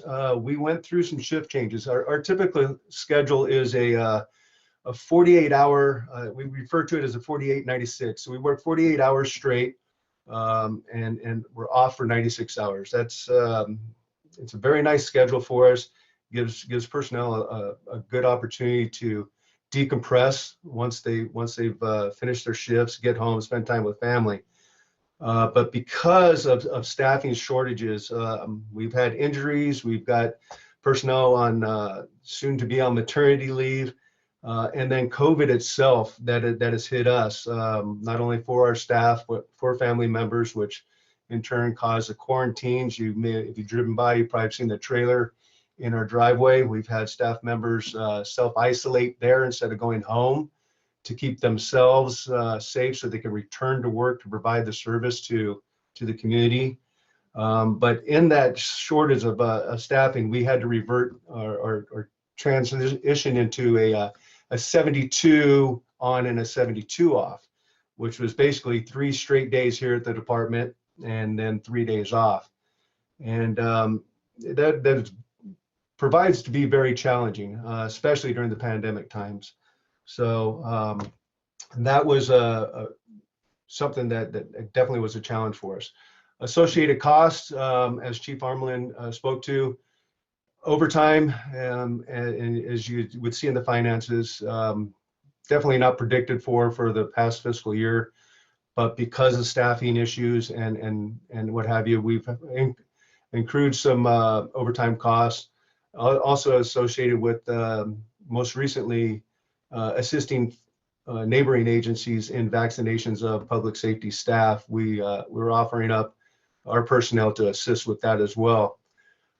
We've also got some associated costs, unfortunately, in basically our supplies and our availability of supplies. The increase in PPE needed for COVID. Fortunately, we were able to get quite a few of it through public health that we were able to go and pick up from County USC and Keck Medical. And but some of the things we didn't get were, for instance, like gloves, which we need on absolutely every single call. So we've been purchasing those wherever we can find them, and usually it's online. Our vendors don't have them, and so when we find them, those are an exorbitant cost increase for them. So I guess that's the cost of doing business for some things, but we have had a definite increase of associated costs with this. Personnel, and for me, it's a big concern for me with personnel, and I could see it in the way that we've gone through this whole year. It's been a long year, and I'm very proud of my staff and my personnel for everything that they've done and everything they've had to go through. But mental health was a big concern for me. And it's not only for our staff and our members, but for their family members as well. As we all know, most people have been, locked into their homes, quarantined, whatever the case is, and we just haven't been able to live the lives that we've known. But on our side, it's been compounded, like I said, with that 72 hours here, and especially during all these events and the pandemic, we have personnel that are providing the mission and taking care of our community at the same time as worrying about their loved ones at home and not being able to see them for the 3 days. And the family members at home, same thing, is my spouse or boyfriend or significant other or going to bring this home to my family. So it was a huge challenge. I think we've done really well through peer support here in the station. We've gotten great support from city staff as well, which we appreciate. But then again, through all that, just the fatigue in general, running the calls and doing this consistently for a year at a heightened level that we've had to do. We've, in concurrence, efforts with the Bobcat fire and the challenges of social unrest. It's been a year like no other. I know that I've had some people that have commented to me, this is the kind of the job that you guys sign up for. Yeah, we absolutely do. But nobody can anticipate at the level of which it had to have been done this year. And so those have been some extreme challenges for us, but I think we've risen to the occasion and have been able to hopefully, like I said, and Councilmember Garcia said, get towards that light. But with every challenges, I am very, try to very much be an optimistic person. So if we could go to the next slide. I like to know that there's some positives out of this as well. And definitely some positive that I've seen is we have one heck of a city staff and all team members here. The teamwork that has been put together through all these departments with the support of council, with the support of community, Sierra Madre Thrives, all the things that we've done. If people didn't look at the positives, I think we'd be very remiss on that. But some of the positives for our department is pretty much all of our members have been vaccinated with both doses. We have a couple of members that have opted out, but we are, with that, we feel pretty comfortable that we're going to be able to safely do our job, keeping our members safe, our families safe, and our community safe, that we hopefully won't be the carriers of this as well.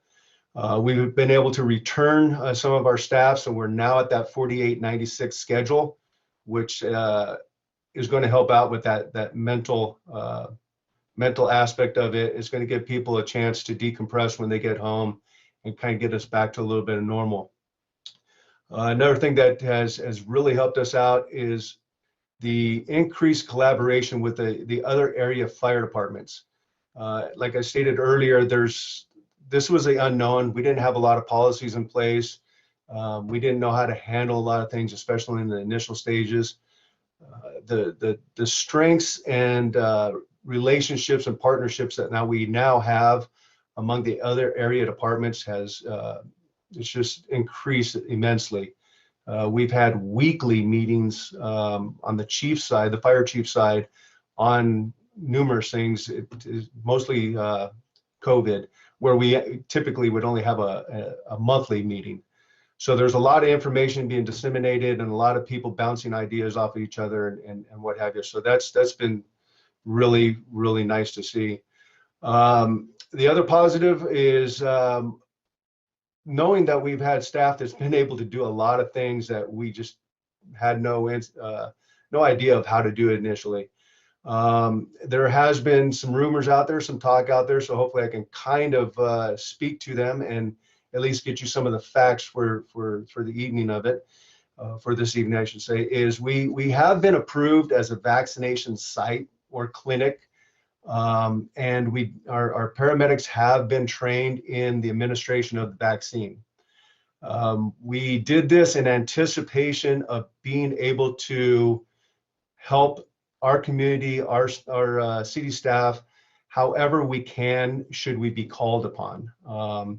But if you've been following the news, there's the state isn't sure what that really looks like right now. So we are waiting, and should we be called upon, we have at least put everything into place to where we can help out, whatever that might look like. But currently, as we know, doses are just not there, and so therefore we haven't been able to implement this clinic here at any levels currently. And then lastly, positives out of this is definitely department personnel. I thought I knew these folks really well, and I've gotten to know them even better, and seen what they're capable of doing, and I just can't be more proud of them. I really want everybody to know, including the community, the type of folks that we have serving this community, the resilience, the dedication, the compassion, and the empathy that they've shown through all this, putting their own concerns and everything aside.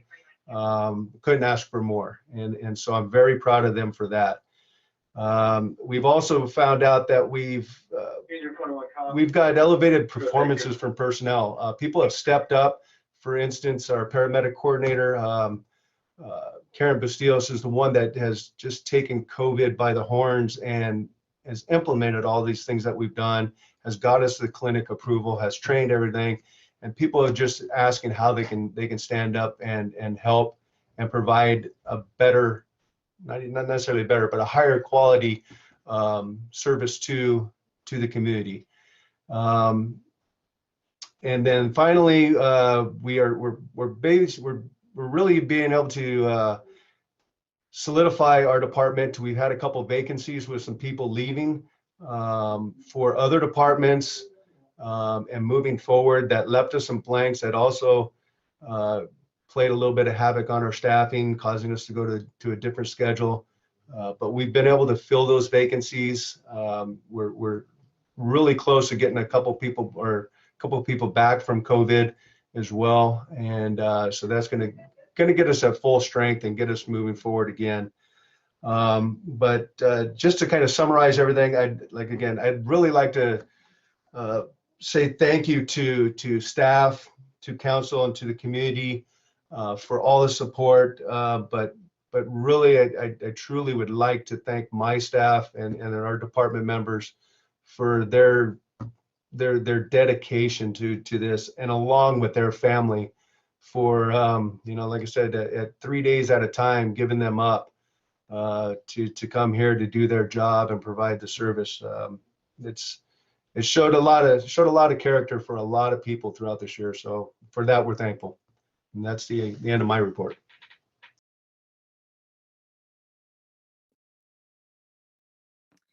Okay, thank you so much. Firstly, I know that was, thank you all for being patient. It was a very lengthy report, but I think it is really important for us to really understand all the aspects of how the pandemic has impacted our city.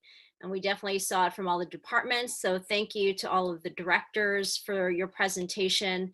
The numbers only say so much, and I think at the council level, we hear how it's impacted us financially, and we see the budgets, and we see how much we're requesting for reimbursement. But what I think we don't get to have a sense of is truly how it's impacted our staff. I know some individuals that I've spoken to has just talked about how exhausting it just was, especially at the time when the Bobcat fire hit. So we had all of these issues that were going on in the city and hitting us at such an intense level. So I do want to thank all of the staff for all of the work you've put into this. I know, again, we don't necessarily see all of that when we're meeting twice a month at the city council level, but please extend our appreciation to all of the staff and to really the community too, in supporting us through all of this time. This is unprecedented. I think, there's a lot of critics and a lot of people are judging, say what could be done better and how they think they would have handled it. But at the end of the day, none of us could have anticipated it. And I think the report really shows how well we were able to do some forethinking, despite the fact that some policies were changing on a daily basis. So again, sincere appreciation from myself, and I'm sure I can speak on behalf of the council, to all of the staff, and for all of your commitment during this time. And the brighter light at the end of the tunnel, if that's what we're referring to, I'd like to see that we're going to see that shortly also. So unless there are any pressing questions or comments, I'd like to move on to the next item. Seeing none.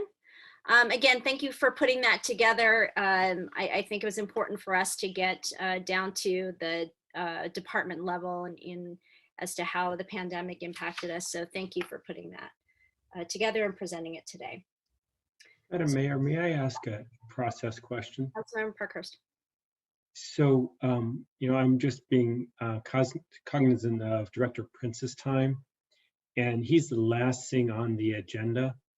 And I know we've approved the agenda, so I don't know if we're allowed to do this, but could we allow that to be moved up to allow him to get back to his family before it gets too late today? Well, I think what we can do is at least get through consent, and then I think it shouldn't be a problem. I'm going to look at City Attorney Igor Sorian if he's going to tell me no. But if we can switch the discussion items as we go through those. I appreciate that, Yeah. Councilman Parkhurst, but my family wouldn't second that motion either. So if it creates any kind of difficulty, please just continue with the agenda. These are- Mayor, yeah, I think after consent, I think we can take another vote to move the item up, and I think that'd be fine. Thank you. All right, so for action items, we have a consent calendar, and I believe it's Madam City Clerk that will be presenting that. Yes, thank you, Mayor. On tonight's consent calendar, there are 2 items. Item number letter A is consideration of resolution 2109 approving certain demands. It is recommended that the City Council hereby approve payment of warrants in the aggregate amount of $180,195.82. Sierra Madre Library warrants in the aggregate amount of $2,260, and payroll transfer in the aggregate amount of $374,941.25 for the fiscal year ending June 30th, 2021. And item B is an update of the Sierra Madre Library Board of Trustees recommendation for the library building, and it is recommended that the City Council receive and file this report. That concludes my presentation.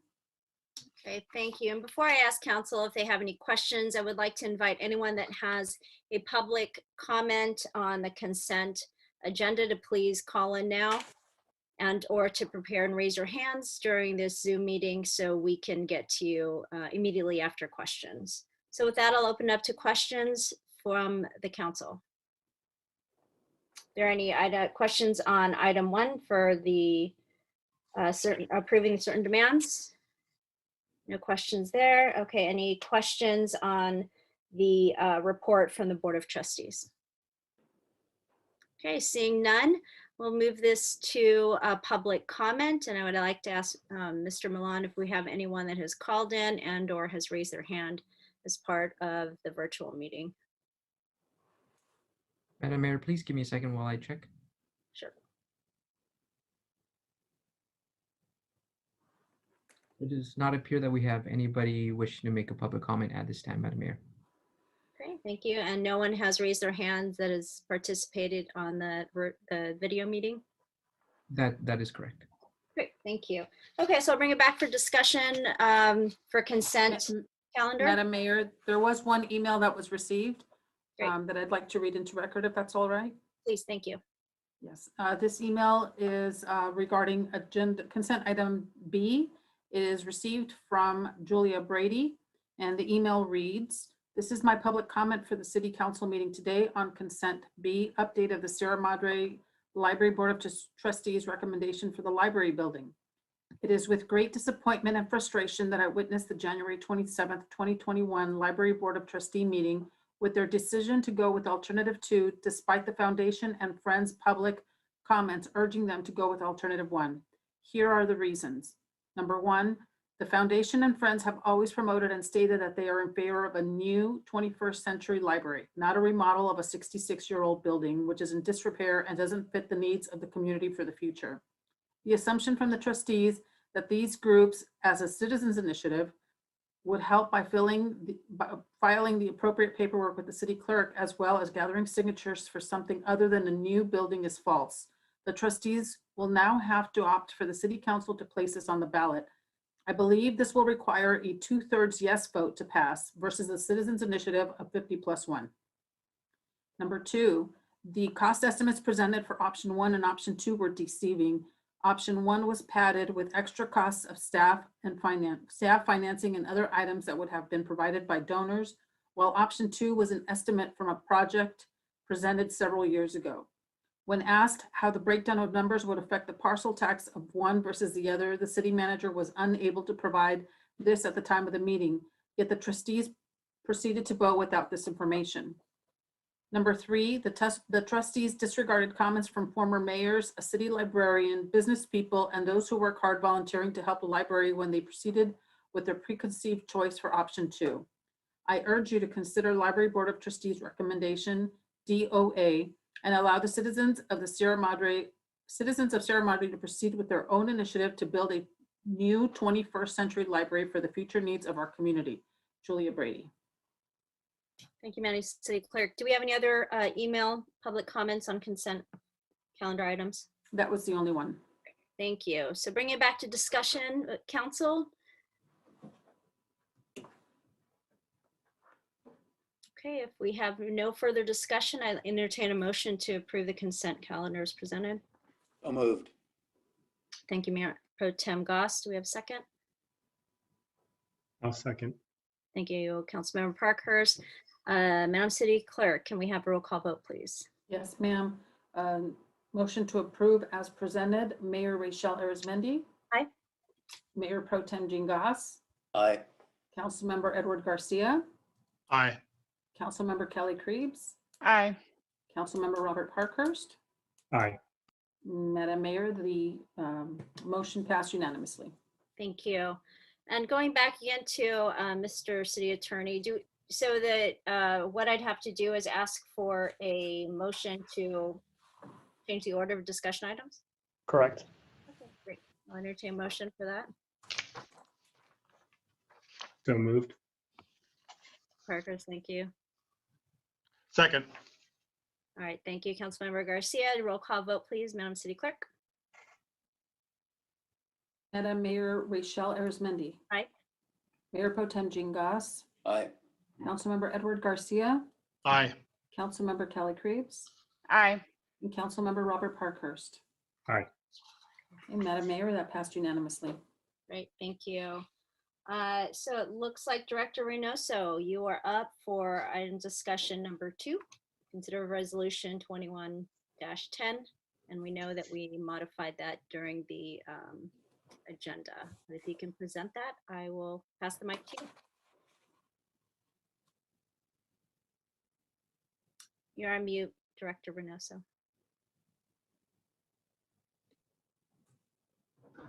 Thank you for that. Good evening, Mayor and members of the council. First of all, I'd like to thank Director Prince for his very comprehensive presentation. It's really a privilege and an honor to work with him to help solve Sierra Madre's, to help build Sierra Madre's water future. I was hoping to bring this item to council tonight for action. However, at yesterday's district meeting, the district board felt that the terms of the repurchase price should reflect the current price at the time of the repurchase. As a member of the district, we want a fair deal and feel that this is a reasonable request, and the district is scheduled to meet next week to consider approval of the agreement amended to reflect the repurchase price at the most current rate adopted by the city, by the district at that time. As you heard today by Director Prince, the district was formed to provide supplemental replenishment water for its 4 member agencies. The district receives a percentage of their water contract based on annual precipitation and snowpack in Northern California. And again, due to the lack of precipitation this year, the allocation has been set at 10% or 2,800 acre feet. Each year, the water district has a replenishment obligation to the main San Gabriel Basin. The current obligation is $14,500, and the cyclic storage account for the district is about $11,500. So there's a gap. And to meet this obligation, the district has offered to purchase the cyclic storage account that the city of Sierra Madre holds in the main San Gabriel Basin at $800 per acre foot. This account was established in 2008 when the district made surplus water available to its member agencies at a discounted rate of $100 per acre foot. This transfer and sale has mutual benefits for both agencies. If the district has to go out and purchase this water on the open market, as Director Prince stated, they'll have to pay between $50 and $250 more per acre foot and a conveyance fee. In addition, the district would like to see, if they have to go out and purchase this water at a higher rate, they'd prefer to see one of the member agencies benefit from that. Again, the city of Sierra Madre will receive $2,376,592. These funds will go into the water fund, and they will be used for future water treatment needs. We anticipate there's going to be some needs with the joint well and also for further infrastructure water main repair projects. I'm hoping that we can bring this back to council on February 23rd for consideration and approval. Director Prince did a great job of covering the same topics. So this concludes my presentation. The city manager, the city attorney, Director Prince, and I are available to answer any questions. Thank you. Thank you, Director Reynoso. So we'll open this up for questions from council. Madam Mayor. Councilmember Garcia. Yes, so very informative report as well, and thank you for Exhibit A, the term sheet, breaking everything down on one sheet of paper. That was very helpful to then go back and read the agenda report in more depth.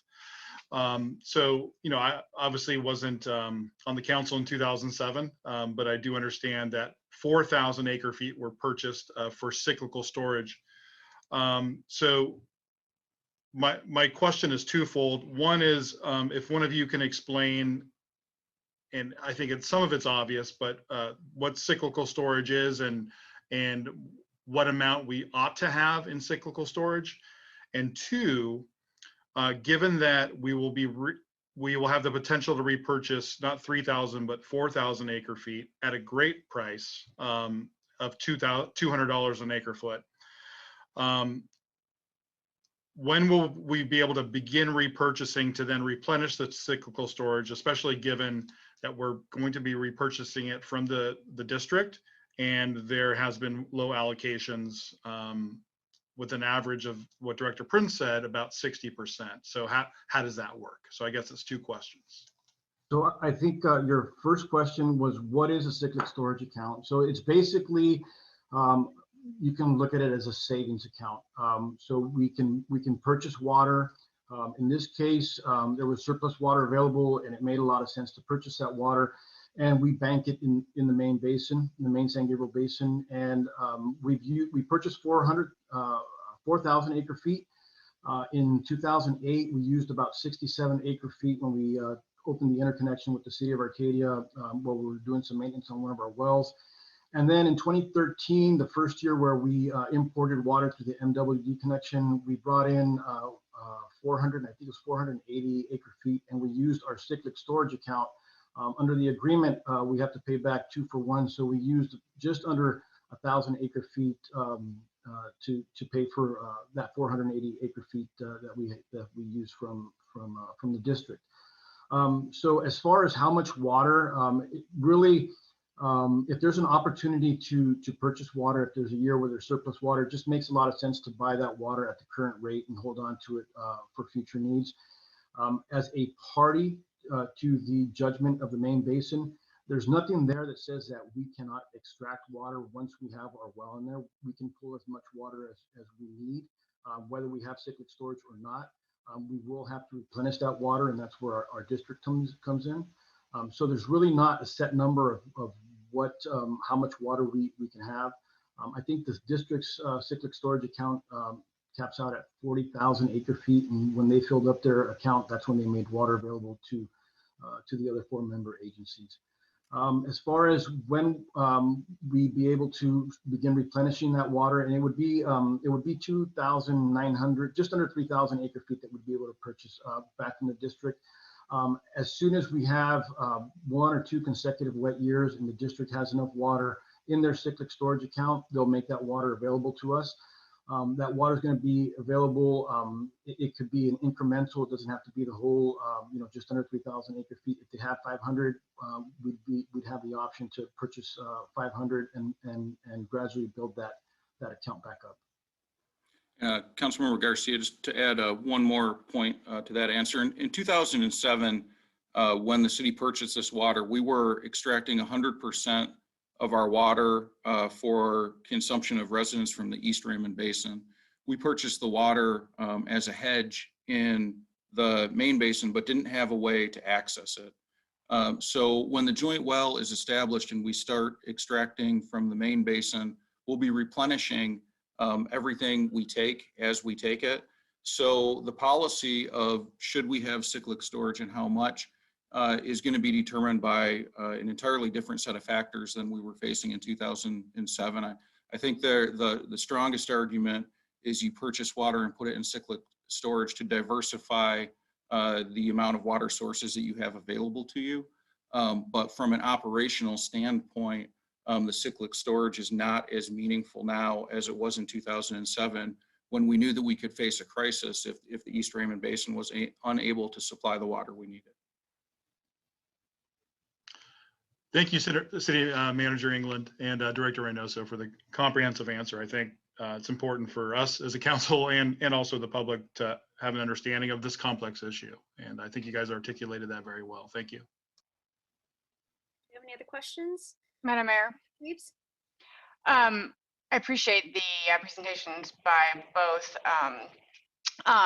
and wondered, the contract that we saw provided that the definition of surplus at which time the city would be able to exercise its repurchase of that almost 3,000 acre feet was 14,500, sort of having that in the bank in the cyclical storage.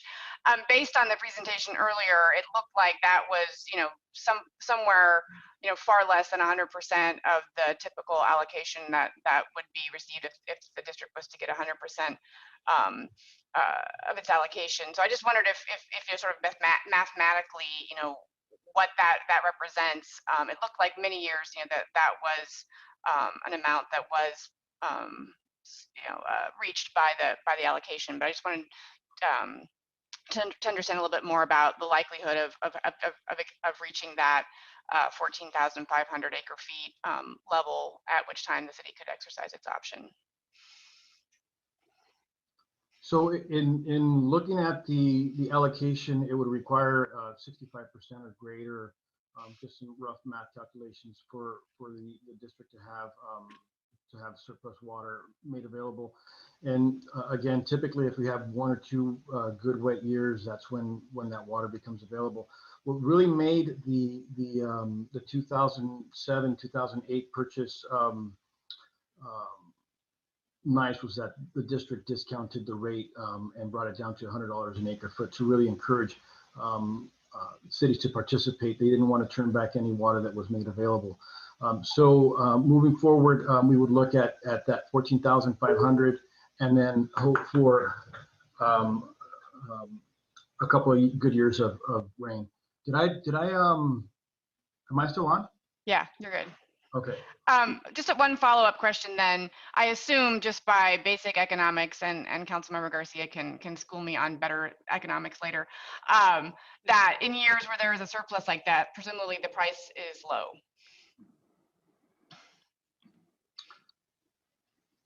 I'm sorry, can you repeat the question? Sure. I'm saying it seems to me, because one of the reasons why we're not considering this for approval tonight is a change in the set price of the repurchase, you know, from a set 200 as originally proposed to a set to instead being, you know, floating based on the then, you know, prevailing market rate. So I guess what I'm saying is that it seems to me that if there is availability above that 14,500 acre feet, that the likelihood was that the price would be relatively low because the surplus, you know, the supply would be high. Is that generally the way that works? And when there's more water, it's cheaper to buy?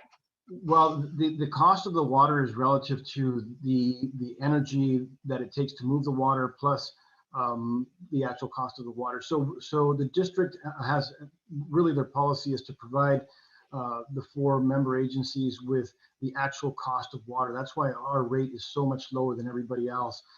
So if there was an increase in energy cost or something that would cause the price of water conveyance to go up, that's when we would see incremental increase in the rate. Director Prince showed, I think over the last 5 or 6 years, each time that they've been, in the last 3 years, they haven't had an increase, but previous to that, it was like a $15, $20 increase. So we haven't seen any dramatic increases, and I think from 2007 to now, it's been $70 increase. So we don't really anticipate a huge jump, especially not anytime in the near future. Yeah, I think if I could add, it's important to remember there's really 2 prices we're talking about. I mean, there's the price of water on the open market for the district, and that is widely variable and very volatile. And in wet years, it's super low, and in dry years like this one, it's super high. And it is a pure supply meets demand, and you meet the middle of the 2 lines. And Councilman Garcia can talk more about that at another meeting. The price for the repurchase for the city is our cost, is the district's resale price. And that is what is very, very stable and has nothing to do with demand, has nothing to do with supply, as Director Reynoso said, is 100% determined by our cost. And really our cost is, I think it's like 80 or 70% electricity. I mean, the state water project contractors are the largest user of electricity in the state of California, actually. But so the cost of delivering water to the city is the repurchase price. The volatile wild market price of buying the water is really just the district's concern. That doesn't inform what the city would pay to repurchase the water. And what's also important too on that note is hopefully by that point in time, the joint well will be up and running and the city can purchase water from us all they want. I mean, it's at that point in time and that's the only reason Sierra Madre and not Monterey Park, not Alhambra, not Azusa is available to get this deal, because they haven't been able to pull the water out of cyclic storage like the other cities. Other cities bought this surplus water in 2006 as well.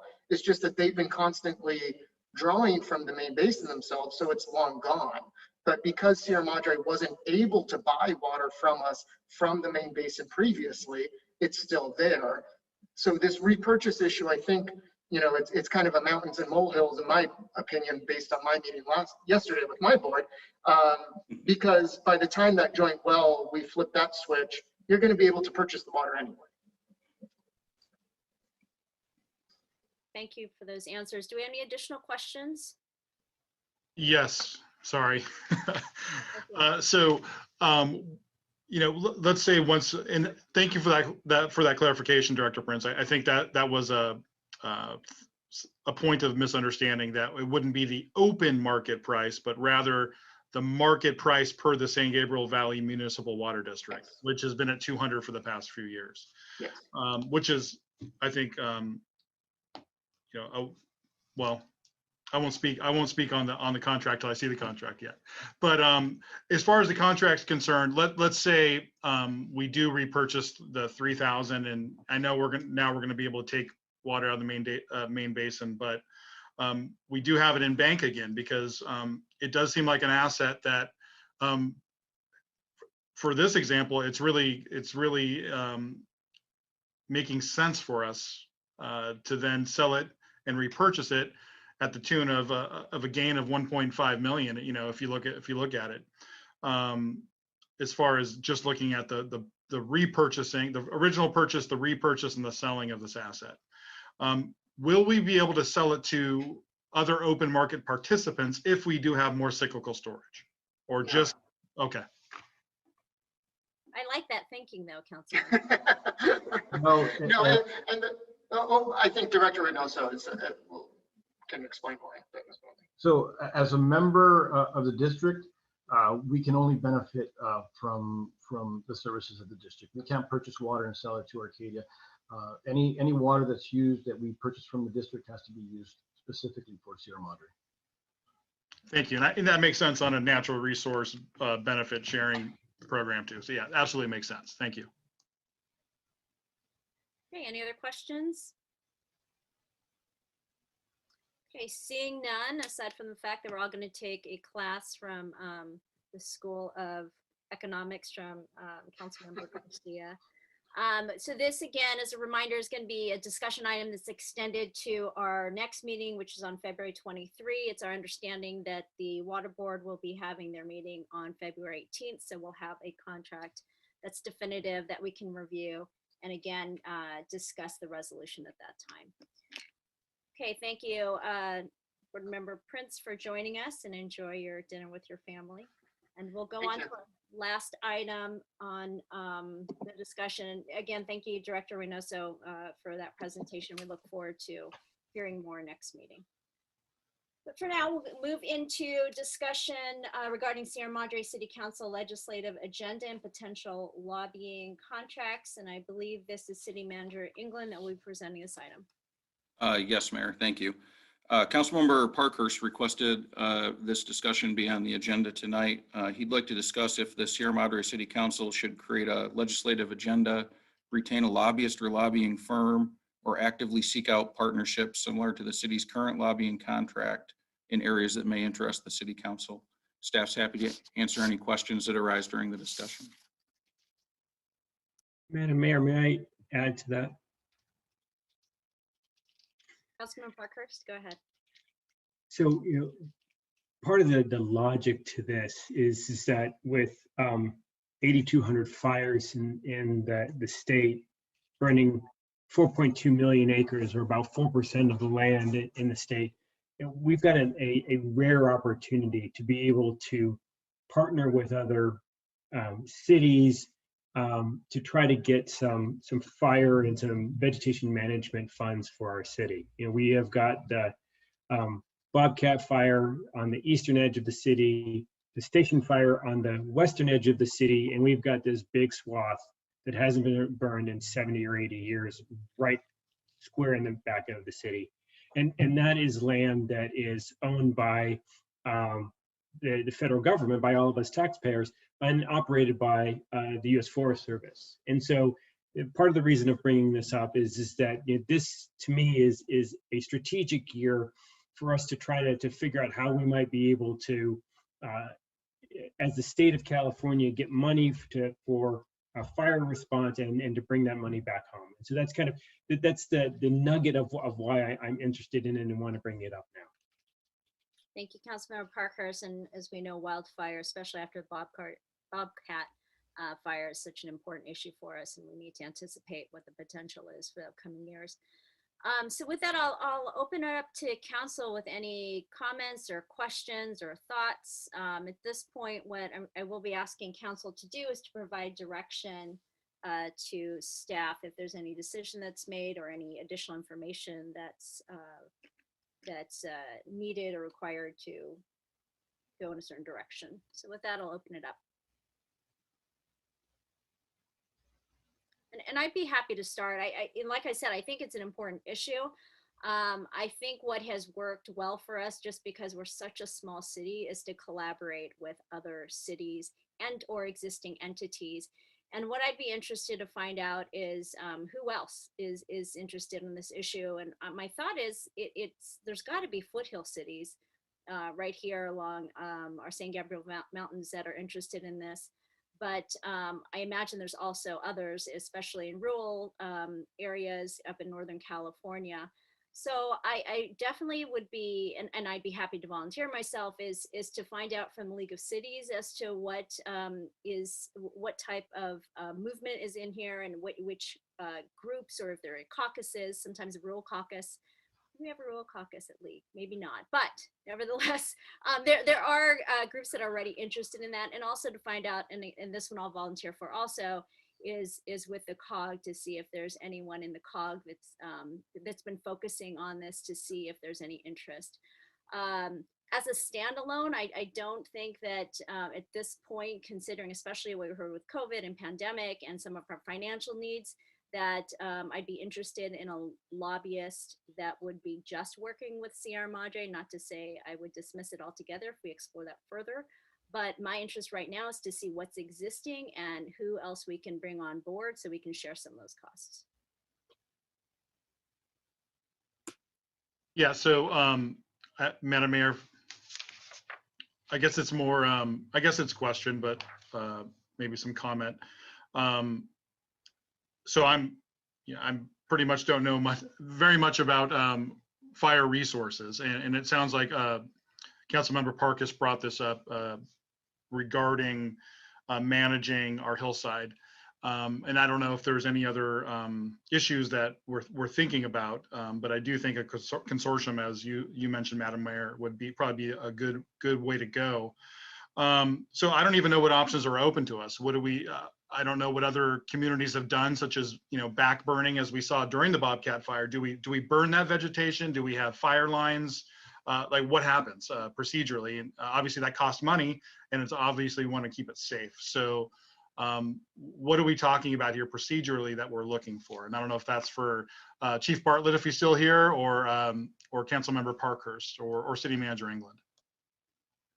So Councilmember Garcia, I think the focus of the discussion tonight is if the City Council would like to engage either directly with a lobbyist or government affairs firm, or partner with like-minded cities, either in the foothills or Verdugo, COG, or League of Cities, and determine if there is a agenda around fire management and fire assistance that we could partner with.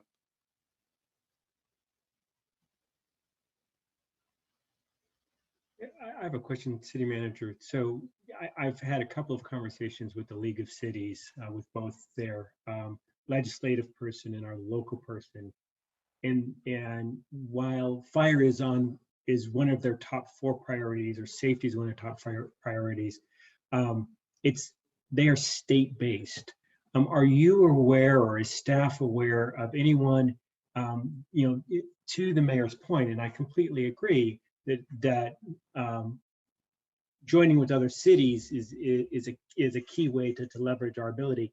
But are you aware of anyone that's doing that at the national level or at the federal level? Because I just haven't been able to find that out in my brief investigation.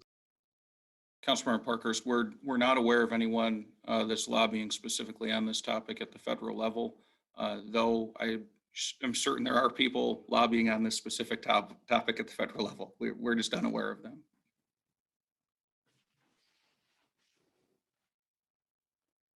Can I just jump in real quick? Tim, please. Yeah, I think Mayor Arizmendi pretty much speaks for me on this. I first of all commend you, Councilmember Parkhurst. I think we should be more focused on this fire issue. It's obviously, with climate change and all the rest, it's not going to go away. And I would support you if you could go out there and find somebody else that might be interested. And I think it would behoove us to have a voice to try to move forward on those kinds of issues. I think part of that exploration might include a sojourn over to the Forest Service office in Arcadia and to talk to the director over there of the Angeles National Forest. That person may be able to give us some ideas on who to contact, who's been working with whom, and so forth. But right now, I feel like we'd be going it alone would probably wouldn't be a wise move unless there really was no other alternative. Councilmember Krebs. I just want to say, I don't know that they're the state and the federal are unrelated. I mean, my suspicion, although this is not my area of expertise, is that engaging with the folks at the state level will necessarily involve discussing their discussions at the federal level. I mean, there's a lot of interplay, obviously, between the state remediation efforts and the state, firefighting efforts, and then who they turn to in terms of FEMA and the Forest Service and et cetera,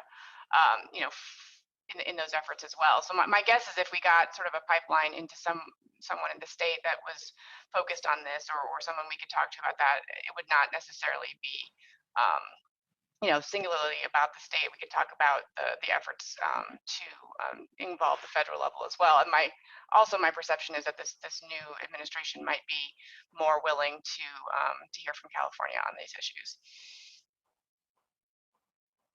Thanks, Councilmember Krebs. Okay, I want to make sure that if anyone else has any questions, you have the opportunity to ask now, or any comments, but I also want to make sure we open this up to public comment too.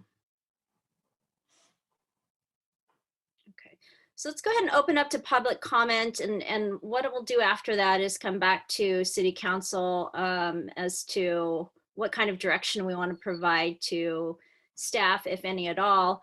As we are waiting to hear about public comment, Councilmember Parkhurst, also, maybe we can connect also on this to see how we might be able to divide and conquer, as we also asked staff to do some work since you've already approached some folks.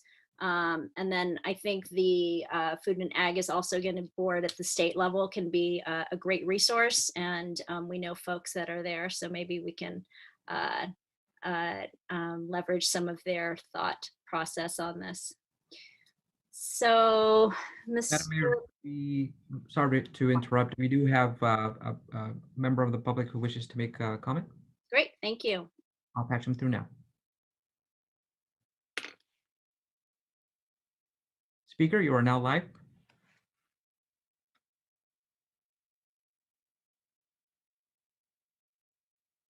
Go ahead, speaker.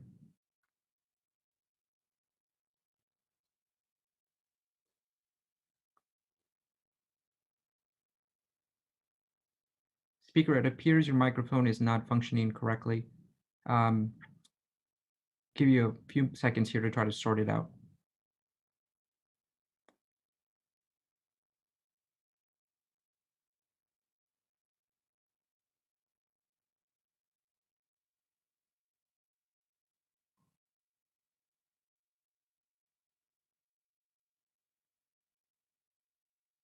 Speaker, go ahead. I've allowed speaking once again.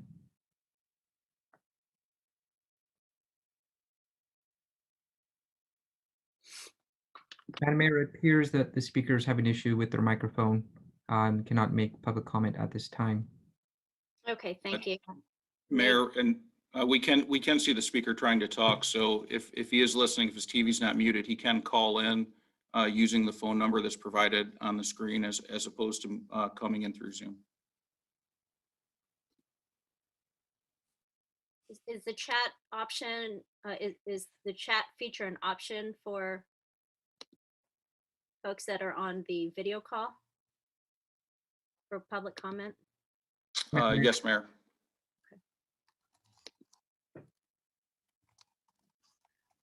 So we'll give that a moment, and I'll go back to council at least at this point to see if there are any other additional comments or discussion on this item. Madam Mayor, I appreciate your suggestion of working together on this. I would be very eager to collaborate with you and to discuss kind of an approach. Okay. Sounds good. And then I think city manager, there's some direction that was provided, hopefully working through Chief Bartlett and some of our fire contacts to see what else is going on locally. Yes, Mayor, we will have Chief Bartlett contact Verdugo, our foothills cities locally that we engage the Bobcat Fire with, and also the Angeles National Forest. Great. Okay. Speaker, any luck calling in or typing in? Madam Mayor, I'll allow the speaker to talk once again, see if they've been able to sort out their mic. We've also asked him to type his comment in the chat box, but we have not heard back. So let's try again. Okay. Okay. There we go. Hello? Yes, we can hear you. You are now live, speaker. Please go ahead. Okay, excellent. All right. Just wanted to further comment in relation to any of our forward-looking projections about the availability of water and long-term hydrological landscape for this entire region. So I'm sorry, caller, I apologize. So that item actually was the previous item. If it was, it's regarding water. Is that correct? Yeah, I was waiting to be called on. There was issues with the audio, so. You know what, yeah. hold on. If you want to hold on 2 seconds, let's make sure we close up this item and I'll go ahead and open up public comment for the previous item. So if you don't mind holding, we're just about to close this discussion item. I So will stand by.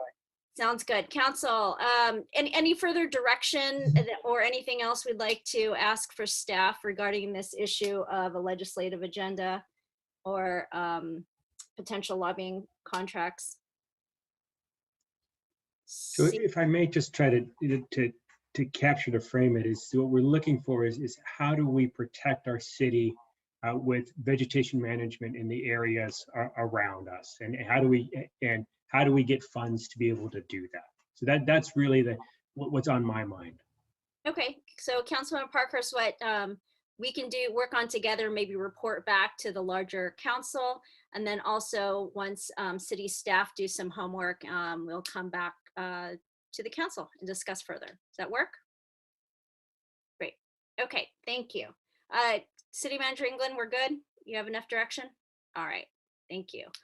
Okay, so now we will open it back up to Solar Vic Aguilar. And it sounds like you wanted to make a comment regarding water. We'll go ahead and open up public comment for you.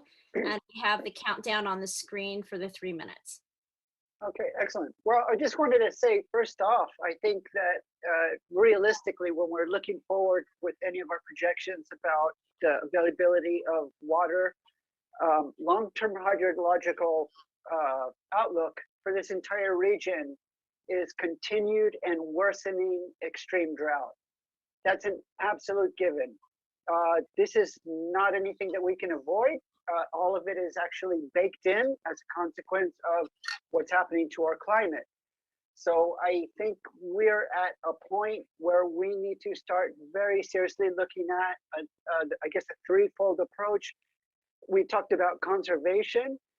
I think one of the biggest things that we should be looking at right now, which other communities have been able to do in the Southwest, is talk about starting to transition away, finding ways of discouraging, taxing, incentivizing people to replace lawns and other types of landscaping usages that are not appropriate for this biome. So places like Phoenix and other Southwestern communities have been able to completely eliminate the widespread practice of maintaining vast swathes of lawn.